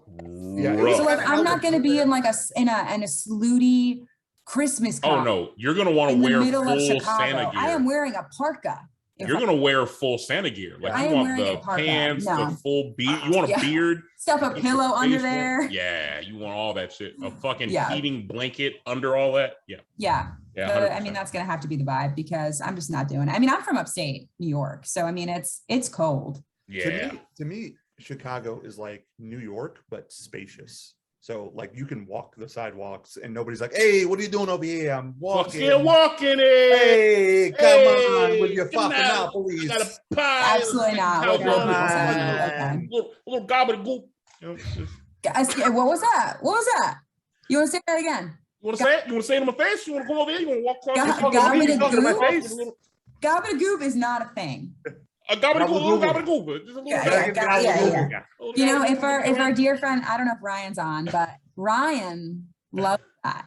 He loves, what's it, like a type of meat? Did we know this? It's like a It's like a cold, ham, like like a cold prosciutto. Yeah. salami. Yeah. Yes. Yeah. I love that. Of course you would. Yeah. So it's time. We've hyped this up for 4 weeks now. We're gonna dive into this movie review. And I'm gonna go first since Nabil's movie is way more heralded and more people care about your review. I feel like my review is gonna be so divisive. I can't wait to tell a little story about what happened today with Italo and I, Sadagat Italo, Son of God. on a call. So go on. I'll tell that later, but go on with your review of Draft Day. Listening. which is I cannot contribute to this conversation at all. So But please ask questions about this as you hear us talk about it, so you can find out if this is a movie that you care to want to listen to. So for those who don't remember, the movie of which that I had to watch, it's called Draft Day, and Draft Day is a movie about the Cleveland Browns. the Draft. Cleveland Browns. Cleveland Browns on Draft Day, starring Kevin Costner. like and Kevin Costner. Jennifer Gardner is also Haven't Kevin heard of Costner that. is the GM of the team. Okay. Jennifer Gardner, like who goes Jennifer by Gardner. character Allie, is a what is her title? She's like the finance lady. She's Finance. The finance. Finance. Finance. She does the money. Finance. She does the monies. She handles all that. She handles the salary cap, basically. Yeah. The finance. The The finance. Yeah, so the whole thing is like taking through the draft. Essentially, Kevin Costner's character's dad was the owner of the team. No, The what head was his coach dad's that won name? the Super Bowl for him, He was the and head he had- coach. That's and right. he fired him. He had to fire him. I won't say why. That's a thing you have to watch the movie to find out. My guess is a drinking problem, drug problem. Surprisingly, no, but it's a Oh. great Someone it's an slept with interesting someone's story wife. to find out. It's kind of like a semi plot twist in the movie when you find out why he had to fire his own dad. But you know, they kind of start off, the dad passed away, so it's that whole little bit that goes on to it. But you know, Kevin Costner is kind of like having to prove himself to you know, to the owner, his boss, on, you know, being the right man for the job, and kind of He's an underdog. He's an underdog because, I mean, they're the Browns. Literally, that entire organization, including their colors, are an underdog. Yeah, and they have not lived up to expectations yet. Or maybe they are living up to expectations. I think the Browns are absolutely where we think they are in life. All in all, like, Chadwick Boseman's in it. Terry Crews is in it as well, as an agent, or I'm sorry, R.I.P. Chadwick. R.I.P. Our man. My overall kind of way I could sum this up is the best way I described it to Nabil. I was upset. I was entertained by this movie. Is the greatest way I can describe it. I watched it on the flight to Chicago with finance. It's the finance. And what really kind of like, there's so many things that could make this movie so much better. The fact that like the movie isn't really based on real shit is really upsetting to me afterwards. Like, there are some characters in it that like are loosely real. So like there is a number one quarterback that is coming out of the draft that's supposed to be like and they Bo Callahan, as they named him in the movie, and the real person that is Connor Cook out of Michigan State, who is a bust because literally only football nerds was heralded as the number one pick the start of the college season, supposed to be hot shit, and he was not it. The Cowboys were going to draft him. Raiders traded up to pick him, and the Cowboys ended up taking Dak Prescott. Look at that. Good shout on that part. Yeah, I was going to say, it's good call. A nerd on this shit. Cecil gets it. Gross. Yeah, Connor Cook was terrible. But like my problem with this entire movie was as exciting as some of the decisions that the Cleveland Browns have made over the years, because they had some really great years in the draft where they got a lot of fucking first round picks. They could have very easily made this movie real. Like, they didn't have to like use made up fake people. Like, Chadwick Boseman's character is not real. Does not. Yeah, but would it exist. be as interesting? Yes, it would have been way more interesting, because then you could like parallel the stories to the real people, and then it would have made it like entertaining. Well, here's the thing. Like, you would have to admit the Browns his character didn't exist. They are shit. There is nothing that the Browns need to hide about being shit. We know they're shit. Their track record, their laundry list of quarterbacks, and the jersey I've seen that has all of the damn quarterbacks' names on it so long it hangs off the bottom of the jersey. Yeah. That's evidence that you're terrible. You don't have to hide it. If I'm the Browns, you're gonna have some Browns fans sitting outside your apartment. They don't exist. Windows. They're not here. But here's the thing: real Browns fans are like, he's right. You're right. He's right. He's right. What can I say? So you don't know people from Cleveland. God, they're so terrible. So that was one piece that was just really, really annoying. The other bit that annoyed me that I didn't really think about until today, which shows how much it annoyed me, that it took several days for me to like realize, like, go fuck this movie. Every character, every role, every person who's introduced into this movie, minus Jennifer Gardner's character Allie, all made some statement that they are the most important person in this entire movie. Every one of them, every person, the owner, the GM, the coach, the backup quarterback, or the quarterback, the fucking draft geese, every single person made a statement at some point in this movie that they are the most important person and that you need to focus on me. They said that verbally in the movie? Literally. Like, I am the most important person? The head coach says that, hey, I got a ring from Dallas. I'm the most important person here, and shows the, it's like, facts. Like, it's so shitty. the other part to this whole thing, I don't know, and this is my problem with just the movie industry. They do this a lot. I don't understand it. I'm gonna need help understanding it. You do not need to turn a movie into a romance. Oh my God, the pregnancy? What the fuck is 65-year-old Kevin Costner doing? Why is he not zipped or, nipped or any of that shit? Wrap it up.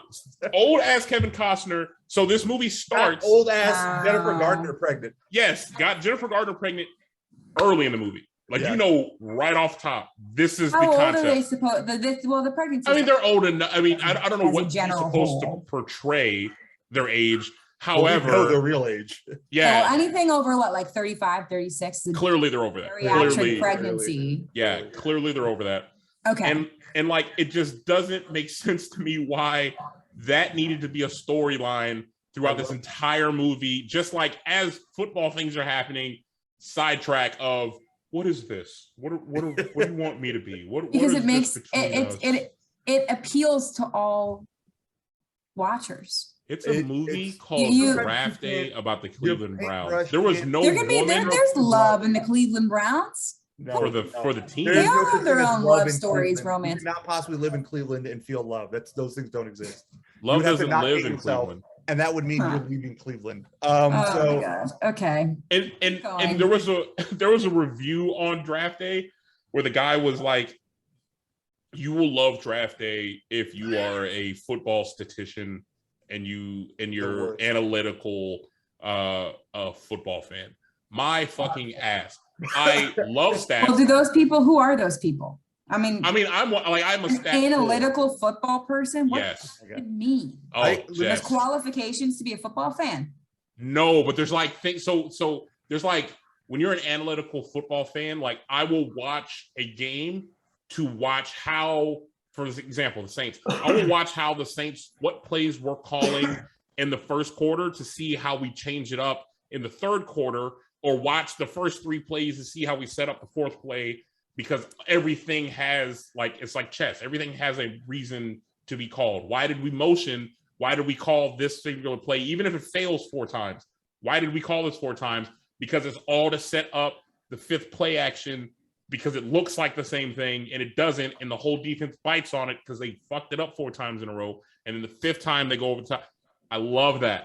Well, I can tell you right now that you didn't make any good plays when you played the Giants because you lost. Shit. Take that for analytical football. It's so true. That is the only stat that ever fucking matters.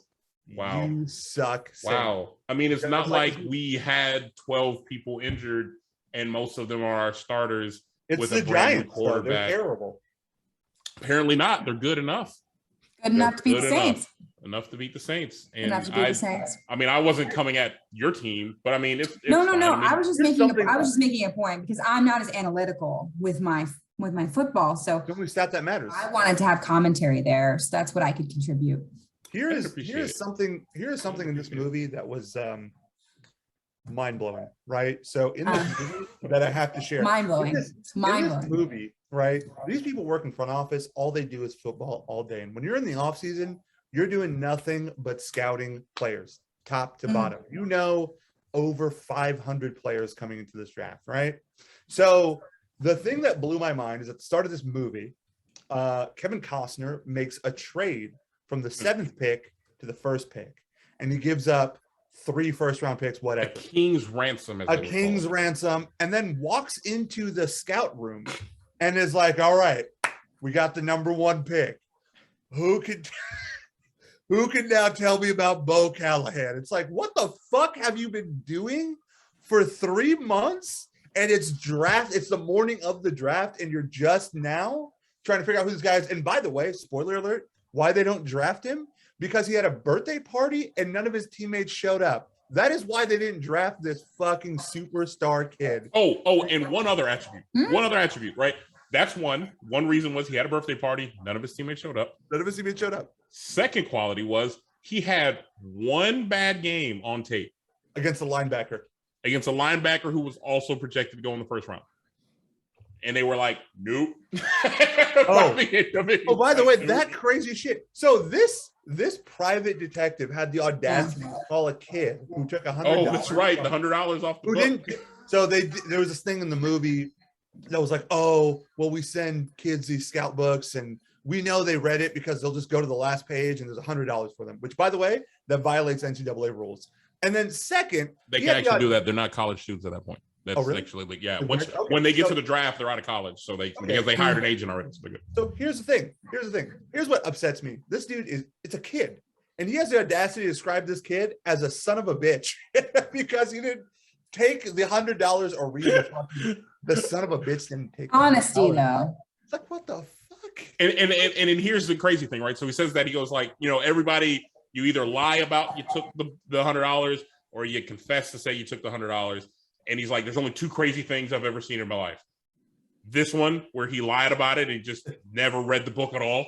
And he goes, and one person sent the $100 back. That's the craziest thing I've ever seen.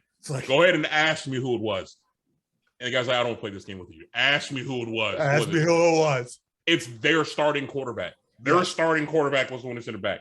So it's like, bro. So the only thing I found that was super accurate about this movie is it's the draft, right? And they pick who with the first pick? The linebacker, right? Oh my God, they didn't take a quarterback. And now it's going to the Seahawks pick, who they traded with. Before the Seahawks at number 7 is number 6, the Jacksonville Jaguars. And this is the most accurate thing I've ever seen. This dude is super nervous, doesn't know who to pick, blah, blah, blah, blah, blah. First year as a GM ever. Which, by the way, this doesn't ever happen. But it would seem like it would happen to the Jaguars. He gets nervous. How does the main character get the Browns back in the first round ahead of the Seahawks? He trades him 3 second-round picks. Yeah. What the fuck? One, it is accurate because the Jags would do that. But second, that would never happen. If you have a top 10 pick in the draft, you are getting a blue chip person that changes your team forever. You wouldn't just say someone. Just pick someone. Who did they trade back up with? Because they traded back up with someone because they gave away. Jags. So the Jets? The Jags. The Jags. And then so they got to the 6th pick, and then they wanted to get That's right. Bo Callahan. There's like, so I want all my first round picks, you son of a bitch. So for those who haven't followed, right? To get the number 1 pick, because the Browns were at 7, yes, gave up their next 3 years first round picks so they could get the number 1 overall pick.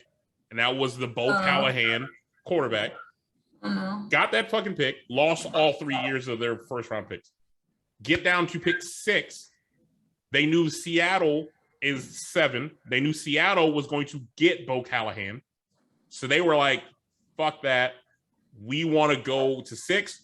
Called up Seattle and like, we will give you next 3 years second round picks. This is detrimental. You don't have a first or a second round for 3 solid years. Your team is fucked. There is no recovery from something like this. So they give it up and they accept it.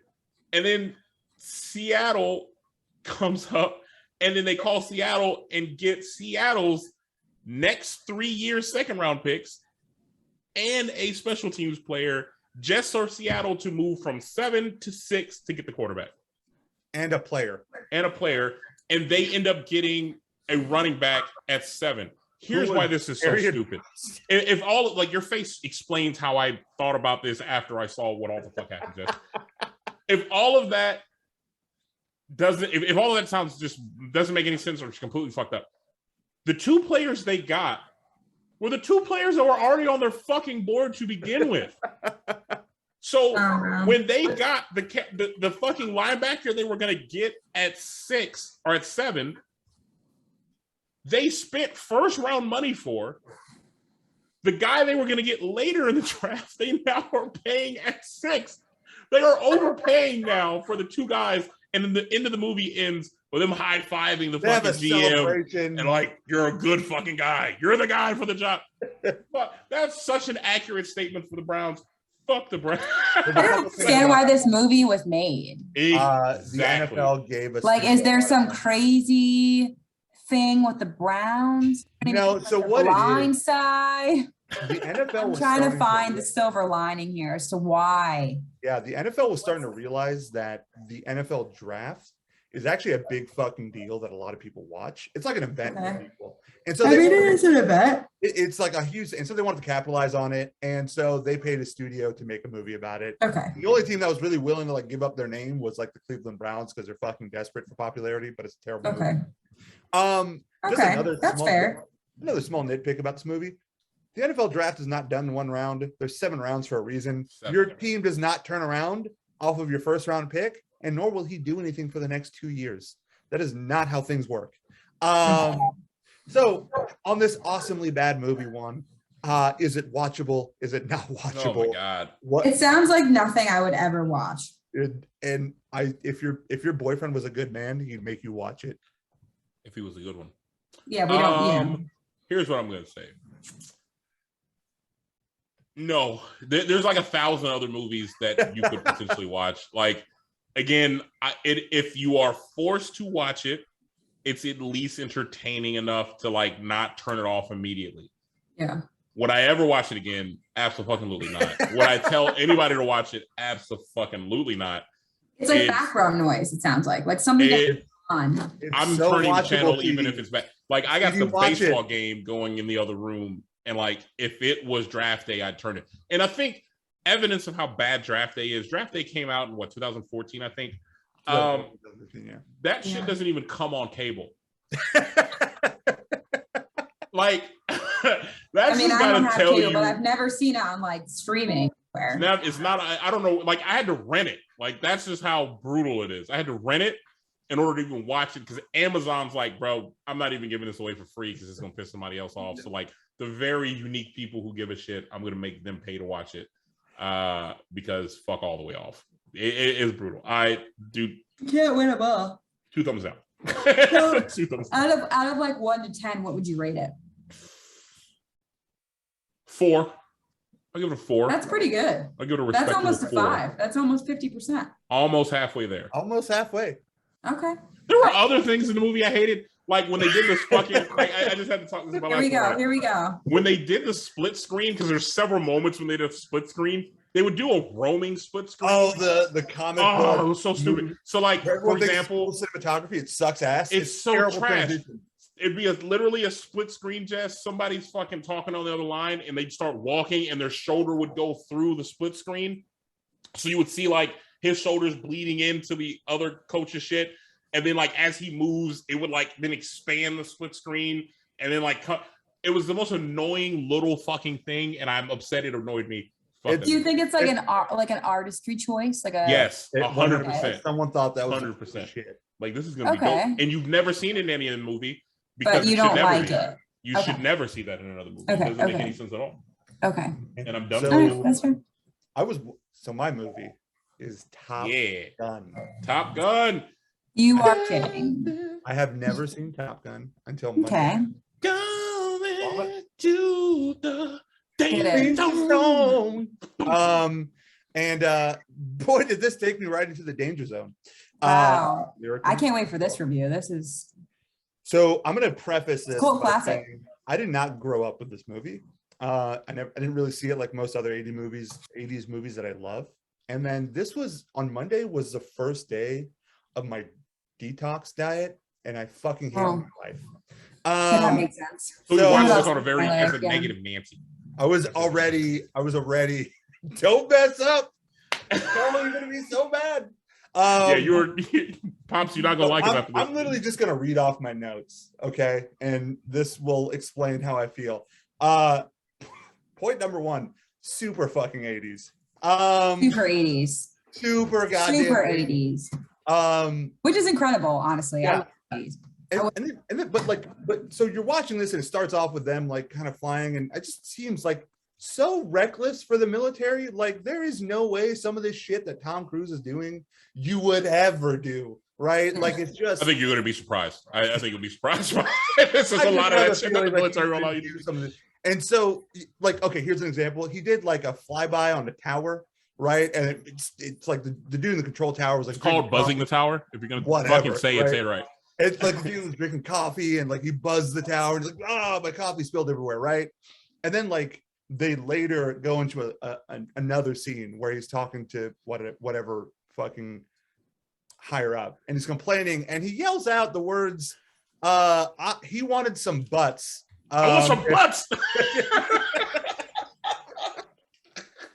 You know the one. I thought nobody would get that. And then like I was like, what the fuck is this? And so yeah, they kind of try to reprimand them, but then later they send them to Top Gun, which is a school. I thought it was just like kind of like a cool nickname for the movie, cool. right? Yeah. Like it's a school, right?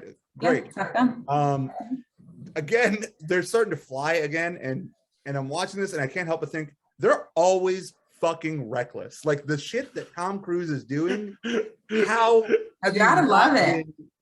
Dishonorably discharged? This is fucking insane. Cool. So he's to in create Top some Gun. good movie. Good movie. He's in Top Gun. Top Gun, baby. And so when he gets into Top Gun, immediately, right, there's always like this antagonist in 80s movies, right? The Chads, which is Val Kilmer's character. I love how you said the Chads. The Chads. It's Val Kilmer's. He's Iceman, which for somebody whose name is Iceman, you do not know how to keep your fucking cool. There is constantly some weird sexual tension between Maverick and Iceman, and I'm like, what the fuck is this? What is happening? I often catch myself chewing gum like Iceman. He was like, yeah. Like they're right here to each other talking all the time. It's like, fuck, I know what you had for lunch. It's like, why are you talking this close to someone? It was mind-blowing, right? But the section, they would stare at each other, but when they're always staring at each other, they're super fucking sweaty. What is happening? Is there no? That's men right there. It's like up no, each it's shit, not. Okay, I am sweaty, but sweaty.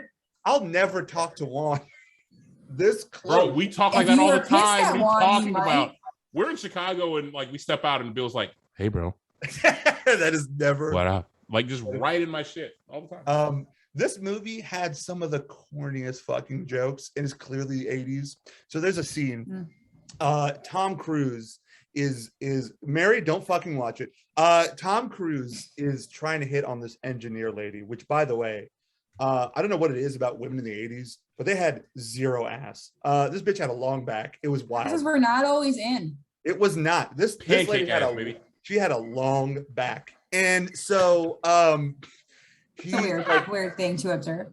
Chinese low back, however you want. A long, like her back, like transitioned into her ass. But sometimes it's that, like you know, but it just it's just interesting. You don't see many of those. You don't, and there's nothing there. And it also didn't help because he's wearing 80s jeans. It's like basically mom jeans were like mom jeans. Yeah, it didn't work. It wasn't good. Boyfriend jeans. So Tom Cruise is trying to hit on this engineer lady, and he fails. And this dude named Slider takes a toy plane and is like, boom, boom, crashed and burned, man. Wow. And then Tom Cruise looks at him and is like, he gets super close to him, which I don't know what the fuck is up with this movie, getting super close. He gets super close to him. Slider, you stink. And everyone in the background is like, fuck, that was the sickest bird. I was like, what the fuck is this? It was fire in the 80s, bro. No ass isn't bad humor. What else do you want? That's the 80s gotta in a be the nutshell. 80s. That's got to be the tagline for the 80s. No ass and no ass. 80s. Yeah. And no ass, so, bad jokes. Transition for no reason. Tom Cruise is playing volleyball with his co-pilots, whatever. And why is he playing volleyball in jeans? That has to be the most jean shorts, son. What was that? Jean shorts, son. That was literally. He was wearing full-on jeans. Oh, that's right. He did have long jeans. That's right. Why are you wearing jeans? Whatever. Maybe he's got dinner with his mom afterwards. You know. You ever think of that? Yeah. You rode a motorcycle. You ever think about that? You're so inconsiderate. It's like you've never rode a motorcycle a day in your life. You don't know. This is going to quickly change when I wrote this, by the way. I wrote Love the Score, right? Take My Breath Away. Highway to the Danger Zone. When that first played, I was like, yes, let's go, son. Let's get hype. To me, it was overplayed. That song was played. Just both of them were played so many fucking times. Highway to the Danger Zone was played like 7 times before an hour was up. It was insane. I mean, we can be Have 100. you watched like a musical though, like where the same? But like, it's not always the same. played. Hamilton, it's amazing. It's not all the same. Well, that's what I'm saying. But the undertone of the song is like throughout the whole musical. You know what I mean? Yeah.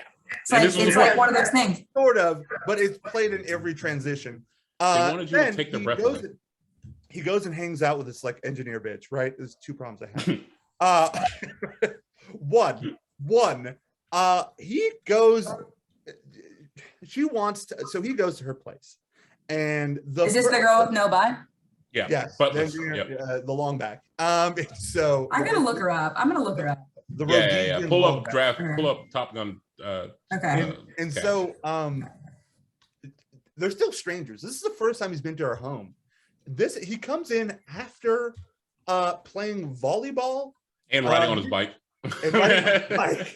And asks if he can use her shower. They're strangers and it hasn't been 5 fucking minutes. Why are you asking to use her shower? Here's the thing. Technically, they weren't strangers. I mean, they met at the bar previous and she was their instructor. I still don't know you. Okay?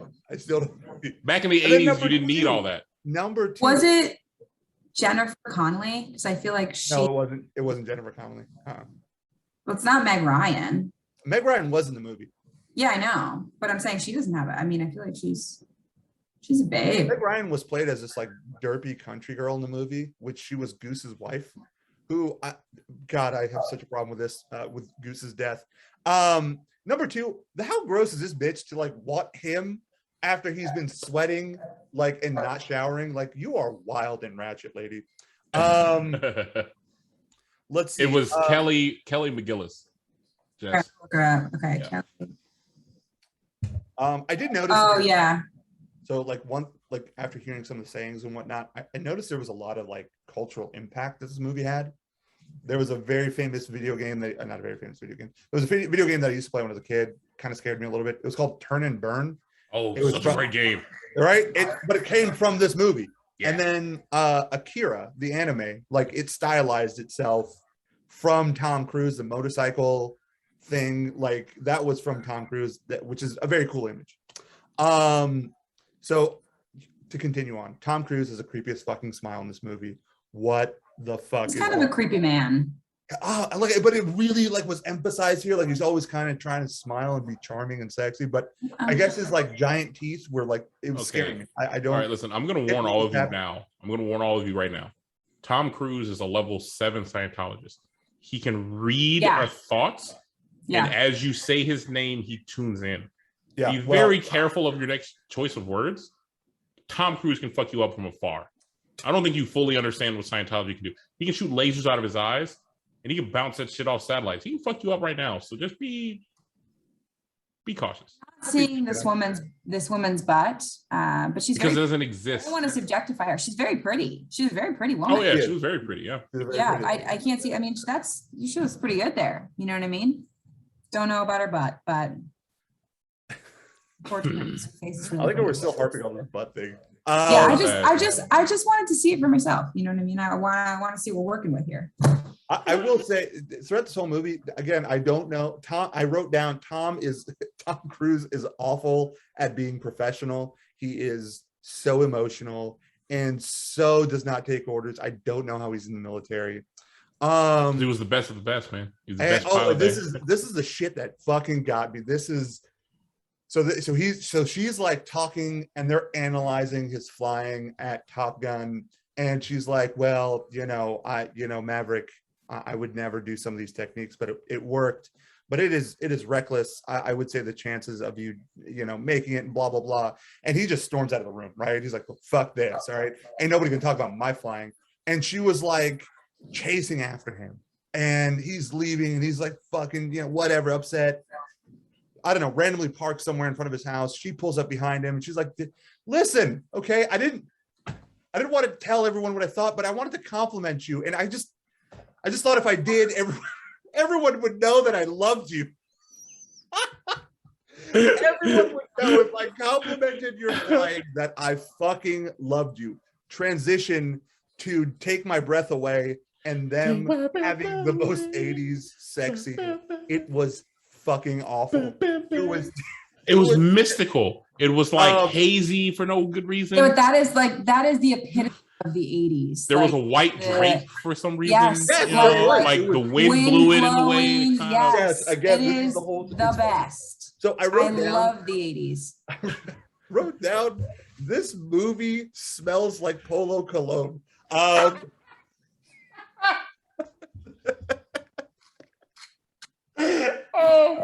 Can't say I'm familiar. Wow. But, when you're a high school teenager and you're trying to fucking dress up for the dance, you I should know. Some of that on. So for us, it was like a Hollister cologne, but yeah.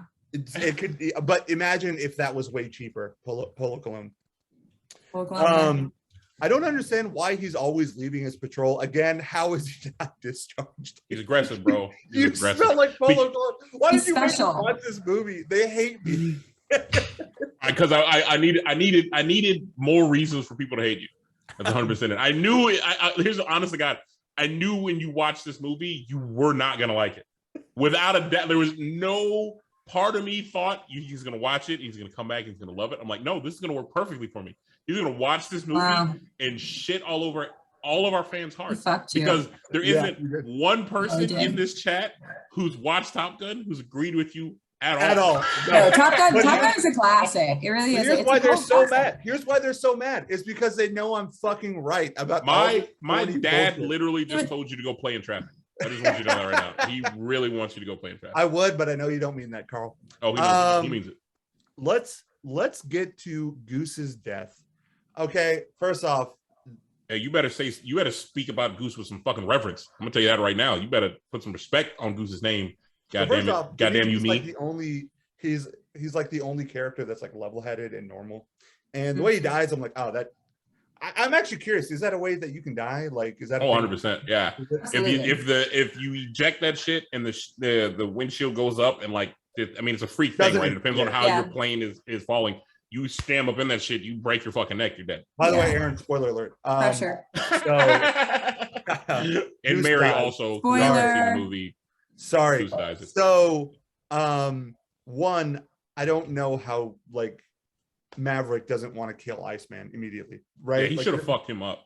Fucking mind blowing. So clearly, like throughout the movie, he's like repressing everything, and I just can't help but think, like throughout this whole movie, Maverick fucking needs therapy. Like you talk about mental health, like this dude needs it, and he is a great case for it. There's so much repression there between his father and whatever that fucking mystery. Which, by the way, his dad. This movie takes place in the 80s. His dad died in the 60s, right?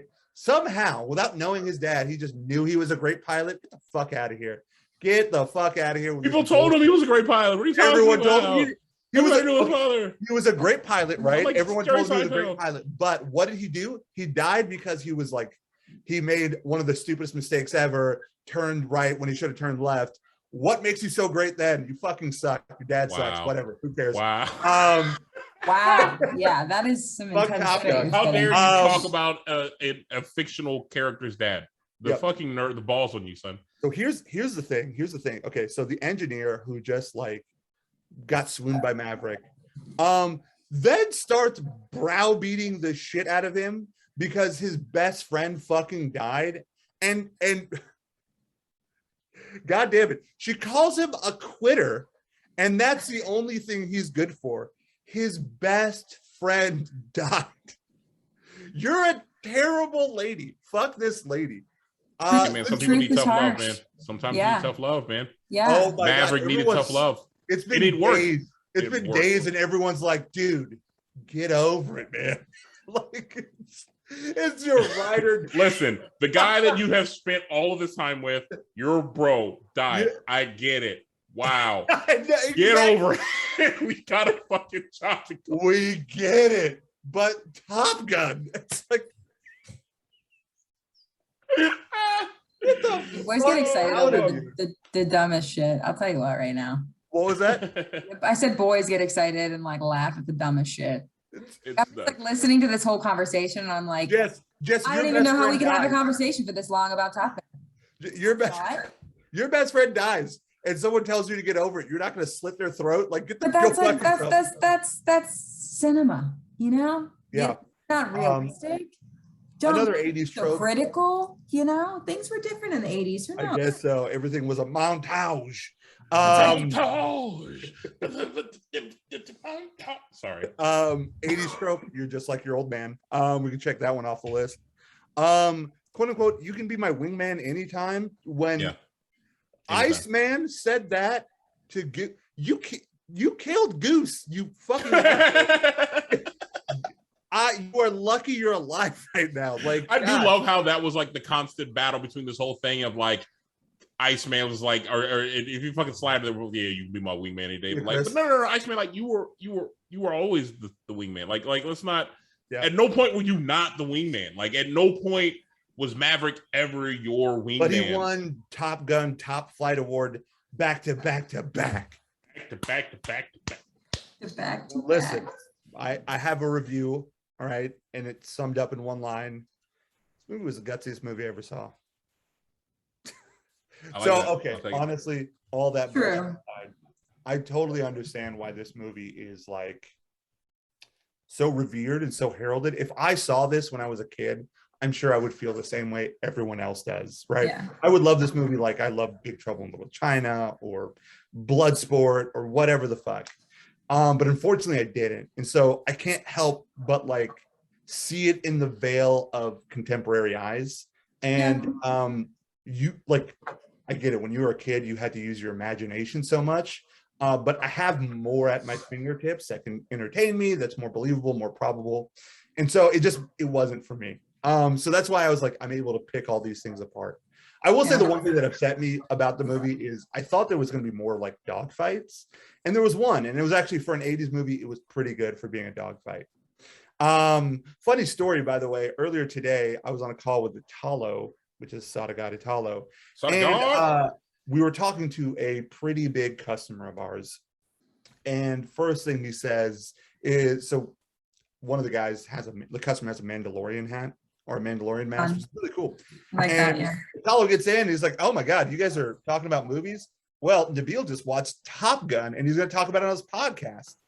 And they're like, oh my God, you saw Top Gun? What? I mean, it's amazing, right? I was like, fuck, guys. Thank God you guys signed a major deal with us because you were not prior to this. They were like, how could you not like Top Gun? Blah, blah. And it was just like, see, here's the difference between the two of us. I'm such a bitch. Like, if it was a movie I hated and they were like, oh my God, I like it, I would have been like, it was great. I love it. I love the movie. It's like, it was but also, favorite. It's my favorite. My favorite. I wonder if they're thinking too, like, dude, you're like in your 30s. Where were you like 20 years ago? And I mean, like, this movie is like, old. Like, oh my God, everybody just saw Top Gun. They were like, you've never seen like, Top Gun? No. Did you live? But I mean, the good thing is they're a bunch of like nerds, just like we are. So we always relate to those customers. Hey. Don't put me in that category. I'm sorry. When I said we, I meant the people who run this show, not the guests. Not our female. Not our. Well, not the. I mean, I'm not the B team. Listen, let me tell you something, Jess. You may be respected and heralded, and people listen to you, and you're beautiful, and you're an awesome person. Wow. But you don't run this show, okay? You really got me pegged so well. So for me, I do love the comment. Nabil just got roasted for 6 minutes straight was the highlight of my day. You're welcome, Juan, you piece of shit. That's why I did it, folks. I want y'all to understand I'm shameful to say the calculated thought that goes into figuring out new ways of getting Nabil roasted by not just me. Like there's levels to roasting Nabil. Like I could do it all day. And I love pitting other people I do it to myself. And he does it to himself, but finding creative ways of not letting him know he's walking into a trap is like the greatest highlight I get in my life. And this was 100% what I wanted to have happen. Is exactly why I picked Top Gun. You're the human Eric Cartman. Makes sense. Thank you. Which, if you're done with Top Gun, the one last thing I was going to say is, if you've never seen Top Gun, I don't really recommend it. Of course, if you saw it when you were younger, you love this movie. Obviously, by all of your vitriol, you clearly don't agree with me. But if you've never seen it, you're fine, honestly. You're saying you're not watch it for yourself. Watch it for yourself. don't listen to Nabil. Watch Yeah, it don't yourself listen to and make Bill. your own Watch Top opinion. Gun. I agree. If you like planes you like Train. and you cruise? have a need for speed, He's an idiot. He doesn't know this what is the a need this is the for movie for you. speed. If you have a need and a do need for we speed. do we want to announce our next I would Yeah. like to announce our next movie. Yeah. So go Yeah. ahead, because I know this movie I'm gonna get roasted again. And I hate you for set it. up number 2 to get Convo Nabil sucks. KO'd from the show. We will get him. If y'all do your jobs right, we will end Nabil's reign on this show forever. And I take over. And Jess will officially become my co-host, an official host on the show. Can't believe Amazing. I want to marry. Can't believe I want to marry you. Your next movie, Nabil, will be Sandlot. The child favorite. He's gonna hate it. If you hated Top Gun, I mean, Sandlot is kiddos. I mean, you can't. Everybody loves kids. Right? That's not true.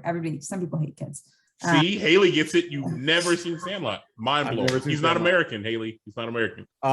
So little After known next week, thing. he'll The be reason American. why I never saw Sandlot was because when I was a kid, we moved to the Middle East, and it just wasn't a movie that I could see. Baseball's not a thing they have in the Middle East? Actually, no, not really. It's soccer. Wow. So way to be fucking cultured. You haven't seen Sandlot, so you're not cultured either. You're not cultured at all. You uncultured fuck. I've seen like fine. a quarter of this movie, and at a friend's house a long time ago, and I was like, please stop. I can't watch it anymore. It was so bad. Anyway, cool. By the way, I do have to say this before I announce my movie to those of you that have been in the chat, to have engaged with us. We really appreciate you. To those who subscribed and have been sharing this, to Jess, thank you so much. You guys are fucking awesome. Can't say that enough. I know it's been 2 hours. That's crazy. But it's been an amazing 2 hours. This is like the most fun I could have on a Wednesday night. Yeah. It's me. I know that I feel like I'm the fun. You know what I mean? Yeah. It's gotta be 1000%. It's Jess. Yeah. No it's cap. me. It's all me. Yeah. So for the movie that I'm gonna give one. So I thought of a lot. There was a lot. In fact, we ran through it last night. Some of them were just going to be like movies I know he's never seen, and I know he probably would never touch. Like some of them I thought of, like this Korean Western movie called The Good, the Bad, and the Weird. Korean Western? Yeah, it's great.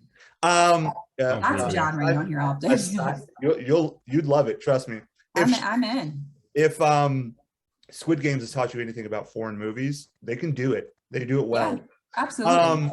So I thought about a movie called Predestination, which is an amazing sci-fi movie that will blow your fucking mind.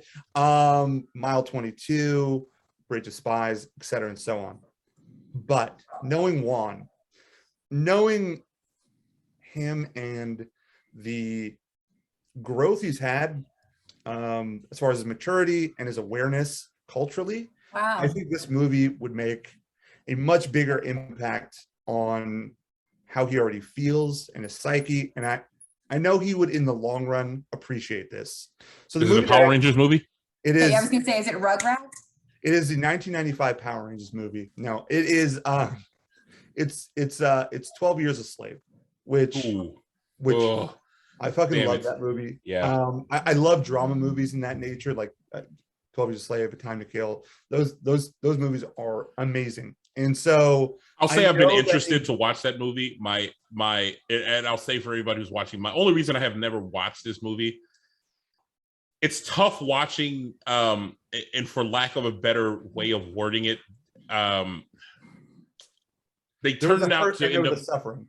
Yeah, it turns into be like a white hate movie for the most part, right? Like there are very rare moments I watch these type of movies. Like we talked about Mississippi Burner being another one. Like you can't watch these movies and then not feel some type of way afterwards. So that's been my only reason for not watching, but I'm excited to jump into it. So to me, these movies, when we're talking about, I've never seen Mississippi Burning. I really want to, but when you talk about something like 12 Years a Slave, instead of it turning into a white hate, I think you learn to push forward and further away from that level of hate and that society that we live in. And that's where I think it makes such a wonderful impact on people. It's one of those things that you will watch and you will feel hurt, but it's that hurt that you instead take and feeling bitter towards people, and you turn it into motivating and progressing and pushing. And so I really think it's a beautiful Nice. movie, and I really think Good way to look at it. I appreciate that. I'm excited to hear these movie reviews. I'm pumped. Yeah, I'm hyped for that. I love how our different approaches to the movie take are completely different. yeah, Completely I want him different, to yeah. watch movies that I know he's never seen but are really fun, really good outside of Draft Day. Draft Day is a troll. Every movie past this point is going to be some kind of movie that I know is really good that not a lot of people have watched, or I'm sorry, I mean, people have watched 12 Years Slave, but I know some of them are movies that people haven't watched, and I just want him to enjoy kind of cinema and all the offerings that it has, maybe outside of what you would see promoted on the box office. Right. No, I And get that. him, he wants to troll me. I just want to troll you because that's like the purpose of my life. I like the trolling. Keep it up. Jess loves it. Yes, I love it. Yeah. Eventually, what I'd like to do, and I think we talked about this with Jess, sorry, Juan, is Jess will suggest we watch a movie. We'll do that. We've also thought about doing shows. There's certain shows that I'd like for Juan to watch. I was thinking that too. A show. And we'll give ourselves a longer timeline to watch it. Yeah. And then, do we want to announce the thing we've been texting about, Juan, or is that still? Yeah, I mean, I'll talk about it because we don't have a date set yet. So we understand that there's two things we kind of want to talk through, right? One is from those who are still kind of on and you have this week, shoot me a text, shoot Nabil a text, message in this comment, whatever. Wednesday was the day that we picked for this show because one, nothing exciting ever happens on Wednesday. To be honest, there's no sports really outside of baseball season, and basketball happens, but you know, it's early. Football, there's no football. So Wednesday was just very easy and convenient for us. But for you all, those who are listening live, those who listen to the show on Spotify, whatever it is, like, is there another day in the week or weekend that you think you would prefer to have this show where you could sit down and listen to it, right? Let us know. We want to know if we can change it, because like we said from episode 1 to every episode in today, this is y'all's show. We do this for you guys. If y'all weren't on watching, we wouldn't probably still be doing this. It wouldn't be 4 episodes in. We wouldn't be having next episode. So we want to know. But what we're going to do, in addition currently now to our Wednesday show, until we hear from the people and they let us know if a better night works, we're going to introduce what we like to call a Friday lock-in. Friday lock-in will be occasionally, we will have our Friday shows. We have a couple of guests already that Fridays work best for them to kind of jump on. That becomes, like, if this, I consider our show very casual as it is now. Friday lock-in will be dumb casual. When I say dumb casual, like, I'm going to log in from a laptop. I'm going to be sitting in my living room. I'm going to have this thing up. I'm probably playing games while I'm doing this. Might even do a little smoking. And just drinking. You've been doing all of that. Just do all that shit. Just a chill, non-formal kind of concept to the show. But for those who can't catch the live Wednesday show, something a little extra. That just becomes an interactive thing for whomever is on to talk, chat. We have somebody on to shoot the shit with, and just chill. Like, no timing to it. I don't even know if we'll necessarily do our intro, because I feel like keeping that just for our Wednesday show. But Friday lock-in is just going to be kind of a dope concept that we're going to do. Stay tuned on when we actually figure out when we're going to do it. November is a little crazy for all of us, so it might not happen until December, which I think will be good to jumpstart that after our 10th anniversary, 10th episode, 10th extravaganza, 10th hurrah episode. 10th year. 10th year, 10th anniversary, 10th episode, 10 run through. But we'll stay tuned for that, because that's going to be something exciting that we're going to do for the show. But let us know if this day works, and if you like it, then we'll keep it. If you want to see it on a Thursday, Monday, Saturday, Sunday, whatever, talk to us. Let us know, because we wanted to make this easier for everybody and kind of really grow this thing. Yeah, I just figured, like, the older I get, the more my friends like to stay in and hang out. And I mean, there's weekends where Juan and I just kind of chill and play video games all weekend, and it's amazing, where you just sit there, drink at home. Well, this time you get to do it, still be with your friends and bullshit with us. And yeah, we think it would be really fun. Facts. So Stop texting during the show. It's from the fans. You ask questions, I get them. That's how this Why don't those works. fans just type in the chat? How about you shut your mouth? Shut your mouth. Just as we wrap our show, I personally, when me and Nabil were talking about the show and realized there was a lot of testicular fortitude in the show.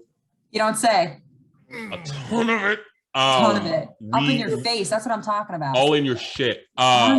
We knew we needed to like soften it up a bit. We needed to have a different perspective, and really can't explain how happy we are that you were equally as excited to do this with us as me and him were when we did it.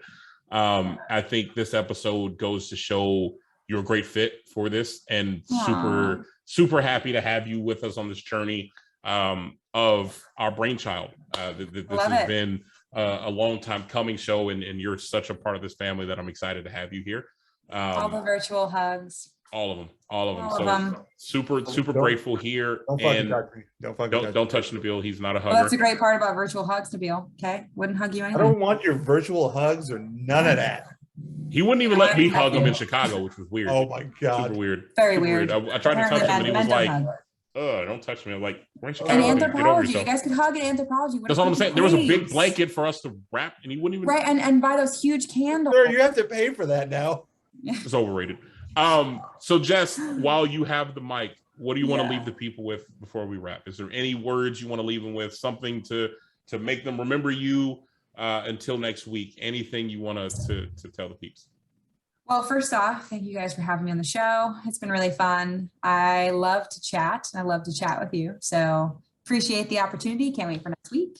I don't really have any, words of wisdom to leave off with, but have a great rest of your night. Love that. I'm freaking going to bed. I'm tired as hell. Yeah, it's late. Yeah, Nabil, it's what late. do you want to leave the people with? Honestly, echoing one, super grateful you're able to join us. I wasn't sure that if you were just being nice to us by saying, I want to be on the show. But honestly, as time progressed, like I'm not a nice person. I know. Yeah. I could feel your excitement, and it's infectious, and I love it. And I really appreciate the time that you took to be with us and hang out with us and bullshit with us through all our shenanigans. Same with the chat. Thank you so much for being here. Like, it genuinely means so much. If there's one of you, 15, 18, 20, like, you guys are fucking awesome.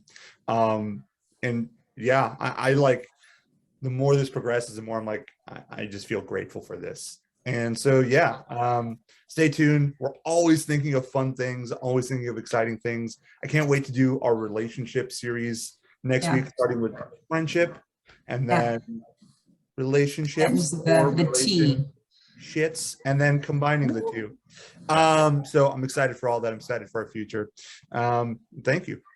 Absolutely. And to all the fans, again, y'all are the reason we keep doing this thing. We wouldn't have this show if it wasn't for you guys. And the fact that we've been running right now for 2 hours and 40 minutes and y'all are still kicking the shit with us, like, that means a lot. It really does.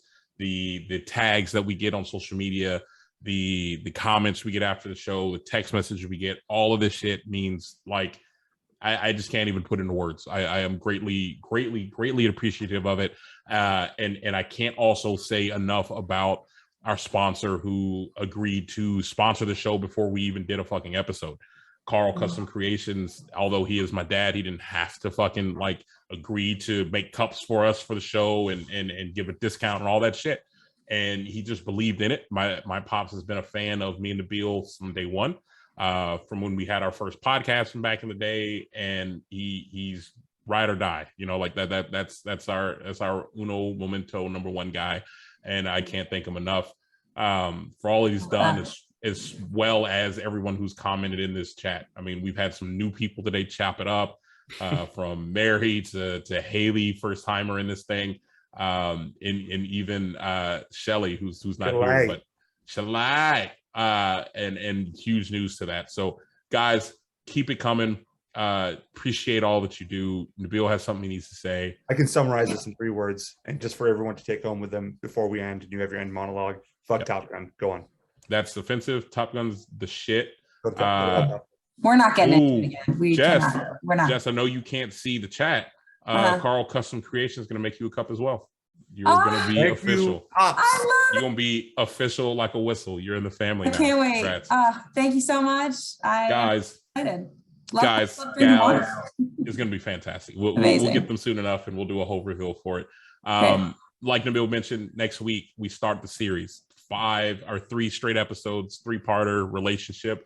It's been hyping it up. I'm kind of excited for it. We're going to have guests come to join us as well. Jennifer Villarreal is supposed to join us for the friendship piece. It'll be just 3 of us for the relationship bit and going forward from there. But it's going to be an exciting episode. A lot of great content to talk about. We'll also take questions like we normally do. If you got things you want us to touch on and curiosity on friendship piece, throw them our way. We'll add it into the show. And we're going to end y'all with this, guys. You know, a lot of people that you interact are not worth your time. Some people are worth your time, but literally everybody is worth figuring that out. Until we meet next week, boys and girls, we out. Love y'all. Howdy.